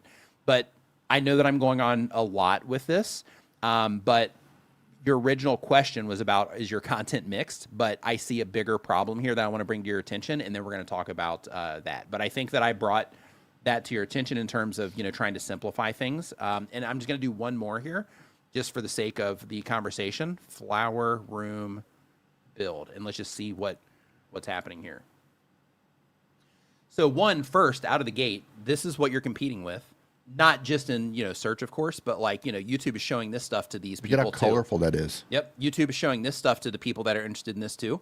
And when they're showing this on homepages, suggested videos, search, all of that, it's the same exact thing. You can see how all of these top shorts right here, with the exception of these two, the ones right up here, they're focusing on more of the, flower and the room stuff, right? And then here, it's just a focus on the flower. But instead of cluttering them up with a bunch of stuff, even the short thumbnails are relatively focused. And then as we come down here, So it looks like here he's focusing more on himself, and then you can see a little bit of the flower stuff here, so they could do better on that one. And then here, showing the actual, flower room itself that was actually built. That's good, and it's simple. And you can see here they just took a photo, and like that's enough, right? So the whole idea when it comes to thumbnails is, it's not to tell a whole story like this. It's to help people identify that it's about something that they care about, right? So for everything that you're putting together, whatever the direction the channel ends up being after I answer the question, this is, these are all things that are important to consider, so that you can make sure that you are, competing, because YouTube is going to show these videos to similar people that are watching and responding to these videos. So you want to make sure that you're able to, to capture their attention there. But to answer your question, so, yeah, I do think that you are splitting things up a lot on your channel. So here you have like a flower room nook here and a flower, picture build. And then here you're doing like a Temu haul. Yeah, and here you're doing like try-ons. So basically here, this try-on, I'm just going to make it blue. And this one, I'm going to make it green here for the flower room. Oh, wait, this is a craft thing. This is even like a real flower room. Okay. So yeah, so here you're doing Tion try-ons, and then here you're doing Timo try-on, sorry, and then you're doing crafts here. So yeah, you're definitely too split up on this channel right now. I would pick the direction that you want to go in if you're going to do crafts, because you can still do crafty stuff on Temu, right? They have crafts stuff, right? It's not just clothes. Why are you looking at me? Oh, No, Temu, yeah. They have like a little bit of everything. It's like Amazon, like a cheap yeah, Amazon. Yeah. So like you can still do this sort of thing, but the in terms of like, filling your Temu. Why did you just look at me when you're talking about Temu? Like I'm buying stuff from Temu over here. Because you're sitting there. That's why. Do I have a just bouncing board? Do I have a buy stuff from Temu account? You do. I do? Yeah. Okay. Yeah, but the idea is basically I would figure out exactly, one, big picture. What are you trying to do with this channel, right? Like, what are you trying to do with the content? And then from there, figure out the content that you enjoy making the most that will lead you towards what it is that you're trying to do with the channel, and then double down on that content, be it crafts or be it try-ons or, any of the other stuff that you might be doing here, and then just, dial things in that way. Okay, she says, got it. Okay, perfect. Hey, you got a new channel member. I know I got him already. Oh, you got him already? Yeah, I know I went on that for a while, but just wanted to, just kind of make sure some of those ideas were clear on the thumbnails. Ed gave me some eyeballs down here. Ed might have a secret Temu channel. Yeah, he might. I've heard rumors, Ed, that I know a lot of people use Temu. That you have a TikTok account showing all kinds of gear. Temu deals? All sorts of Temu deals for panning gold. Right. And for processing what do they call that when you shake out the rocks to get the gold? What is that called? Panning. What's the name? Panning. Panning. Yeah. Yep. Why am I looking to you for that? But I knew the answer. That's rumors are circulating, Ed. That's what I'm trying to say. Hey, and really quick, Astro Psych consultations. Yeah, Astro Psych consultation says, are shorts disadvantages? My channel is mostly shorts. I'm an expert with almost no audience. So being an expert is half of the battle. You also have to be an expert that's good at making content if you're trying to, spread your expertise. So when it comes to shorts, one thing is it looks like you are, wait a minute. Are you doing, I see astrology and energy healing in the channel description. But then here I see that it's human rights will expand. So hold on. And then you're shifting faster, enlighten your vibes, speak up, your voice is powerful. Okay. So a lot of this stuff is in alignment. That's okay. So you have to get good at making content. Being an expert is one thing when it comes to YouTube, but you have to be an expert that knows how to make content. So because of that, you are getting some views with this. You've had some views recently that, have done better than others. What's interesting is you do not algorithm content. You do the Astro Psych content, but you have a video here that's the better video out of this recent group here. And it's about algorithms crushed me and I'm still around. So it's not even about the topic that you're talking about. I don't think, at least how it's being presented on the outside. So that's an interesting thing there. And then here. Your light is written into creation. What if the struggle isn't your fault? Yeah. So yeah, a few things. I would really work on just the hooks of your videos, because that's going to definitely resonate with your audience. Keep plugging away when it comes to shorts. Shorts are just getting flooded right now, but that's just part of how it works. And you have to compete with the other things in YouTube Shorts. So if people are responding to other things at a higher level, then your content has to come up as well. So I would just keep working on it, because right now you're still new. You got 62 subscribers, only 68 videos on the channel. So what you're going through right now in terms of trying to get that initial traction is really normal when it comes to YouTube, because you're new to doing all this. And because YouTube is not just knowing the subject matter, but it's also knowing how to present that subject matter in a way that's compelling to strangers. That's the hard part that you got to learn when it comes to YouTube. You can figure it out, like you're good at what it is that you do in terms of the information that you're sharing. If you're an expert at it, now you have to learn the YouTube side of getting everything in front of people. So you can absolutely grow shorts channels if you're trying to bring attention to your consultation business. Shorts are a good way to get in front of people. And you can absolutely drive business when it comes to shorts, but I would also learn how to make long form content as well, because shorts, you can nurture audiences in shorts, but when people spend time in long form content, you get a lot more time with somebody in a 10-minute video than you do in a 60-second or less video, or even a 3-minute or less video if you're uploading longer videos into YouTube Shorts. And if you are going to be a primarily shorts channel, I would be uploading shorts every day. Yeah. Every single day I would try to grind upload it a out short. if you're maybe even 2 times a day. Like if that's your goal, I'm a shorts channel, then you need to be grinding it out with shorts. And that doesn't mean you have to do something that's like over the top. You can literally just kind of grab your phone, turn it on as you're walking around. It looks like you're doing that a lot anyway, and just say what's on your mind that's relevant to your channel. Tell people to have a great day and think about this thing or whatever the thing, and that's it. 15 seconds, 20 seconds, 30 seconds, whatever it is. Just daily, you're just throwing hooks into the water, hook after hook, and it's okay to repeat yourself. If you had some of these videos that did well, or you think, okay, well, this is actually a good video, but I can probably do it better now, you can remake videos. These are shorts. I've always looked at things like shorts almost like a testing. So really quick, D. So they uploaded. Let's see here. They uploaded back in October.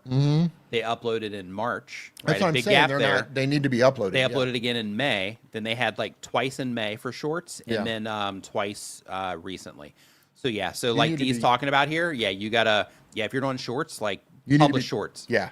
Yeah. That's the thing about shorts is they're easy to make. They're relatively low effort in comparison to long form. In a lot of cases. Some shorts are hard to make also, but like with what it is that you're doing where you're just like turning it on and talking to the camera. Yeah, and you're in your car. There's no reason that you shouldn't be putting those out every day if the whole thing is that you're just on YouTube Shorts like he's talking about. Like let's just say like if you drive, you have lots of shorts in your car. Right. Wherever you go every day, whatever you do, take 30 seconds and film a short on your way to that place, or think about what you're going to say, get to that place, record the short, and then publish it. Yeah. And then do the same thing tomorrow. Build that habit. Yeah. Because you have to become an expert at making content, making shorts, just like you become an expert in your field. And it takes equally as much work to learn how to make content effectively.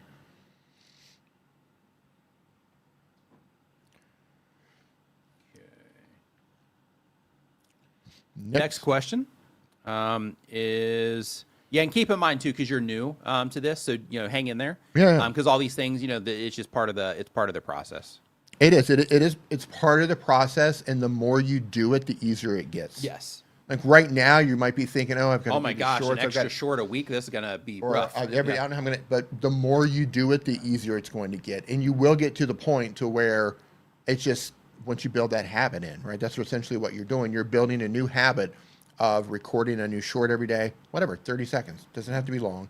And then uploading. 30 seconds upload, 30 seconds upload. Just throwing those hooks in the water, one after another. Yeah, Jim says it's easier. Jim says they edit shorts for a creator, and they've been doing 5 a week for years now. And they say it's a grind, but it's kind of what it takes. Keep it simple and easy to edit. Yeah. So next up, we have Big Turk. And they upload when they have time. They do movies and entertainment content. The goal of the channel is to make money.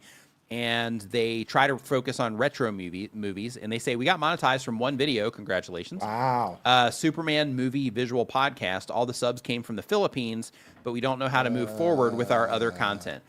So, so that sort of thing can happen, just as a heads up.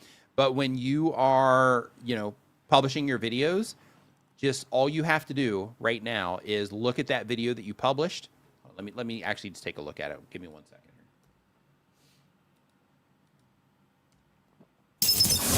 here. If you're enjoying the show, remember to give it a thumbs up and share it with a friend right now. You pulling them up? Oh, okay, so you've got videos on the channel. Like you've been making videos for a while here on the channel. So it looks like you've got 47 videos on the channel. So here, Avatar, James Cameron's visual masterpiece, full breakdown and analysis. So it looks like you're doing like reviews.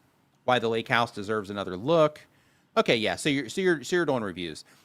So yeah. So as movie reviews, let me look at the question here again real quick. Like, what is it that they are? All the subs came in the Philippines, but don't know how to move forward with our other content. Yeah. So as you're dialing things in, right? Because you're still.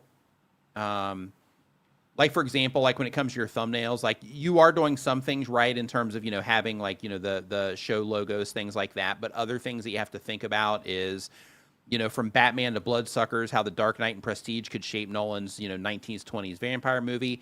Now, that might be okay because that's talking about something coming in the future. And then you have one here where you're kind of breaking down Seven, the movie Seven. So, I would definitely hop into Google Trends before you make a video about a movie. And I would just look to see the trajectory of that, see if, people, still care about it. Look at other movie review channels that are, a little bit bigger than yours, and see if they have any videos on the videos that you're going to make the movies that you're going to make videos about, to see if any of those have done well.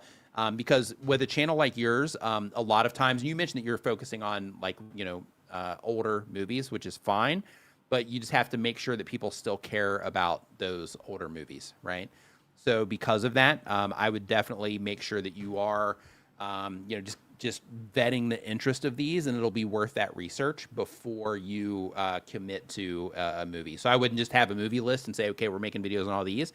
Instead, I would say, here's the movie list of all the things we want to talk about. Now let's hop online and go into Reddit, go into Google Trends, go and look at other YouTube channels, and try to figure out if this is something that people, still care about right now. Right now. So I would start with that.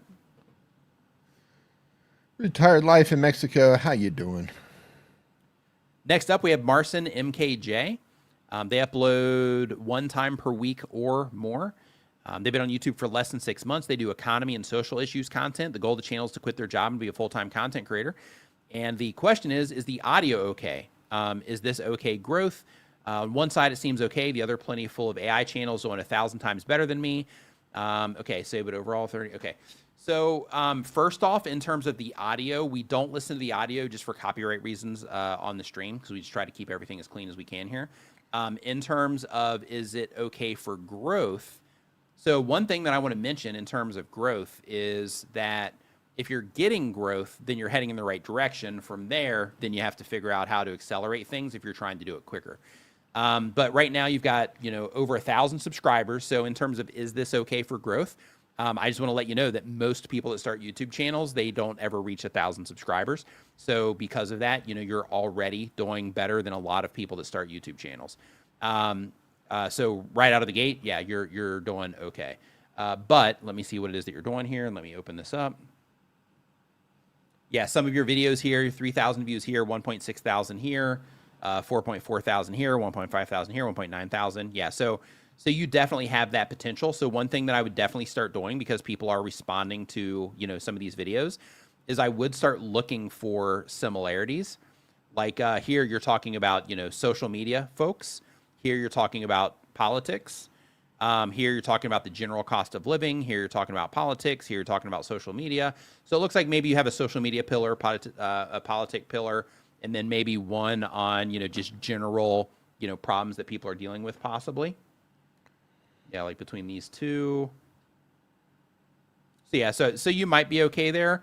But, these are, there is definitely going to be some crossover here in terms of, the people that are interested in both of these things. However, some of the viewers aren't going to care as much about this, and some of the people that watch these aren't going to care as much about this. So just be mindful about that, at least for the season that you're in. I would double down on one of these in terms of politics or, social media stuff.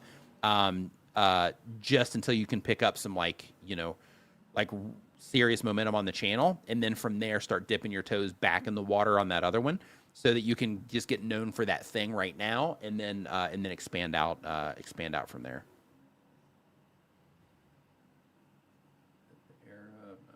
Okay, so it's your videos. Why millennials Gen Z are the poorest? Who takes more welfare? Firing everyone and getting rich.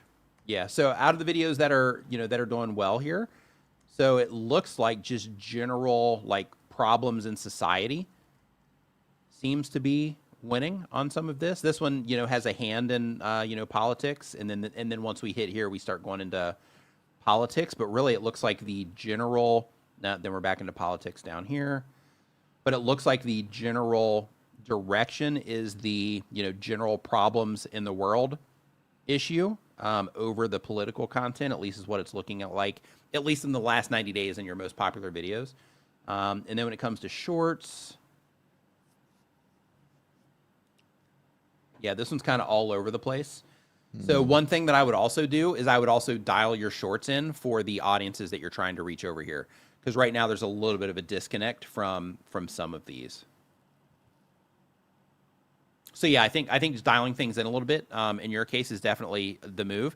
And you're publishing on a regular basis, all that, so you're doing the thing. So I would hang in there, and I would, like, you're doing okay, you're getting a response, but I would definitely try to dial this in, for people that where it's like the person that watches this video is going to care about this video, and then when they watch this video, they're going to care about this video, and then when they watch that video, they're going to care about this video. So I would keep everything that aligned right now so that you can get some real momentum on the channel, and then once you get that momentum, then start dropping in some of those extra pillars so that you can, get that momentum first, and then start experimenting against that audience that's enjoying that can help inform the other pillars that you're going to add to what it is that you're doing.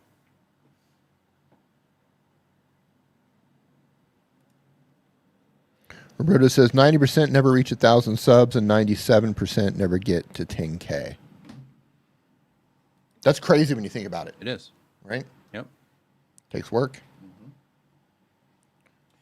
So on that note, I do want to remind you that we do have a bunch of helpful stuff for you down in the description. I also want to remind you that we do have a school for YouTubers called Tuber School. You can find out more information about that at tuberschool.com.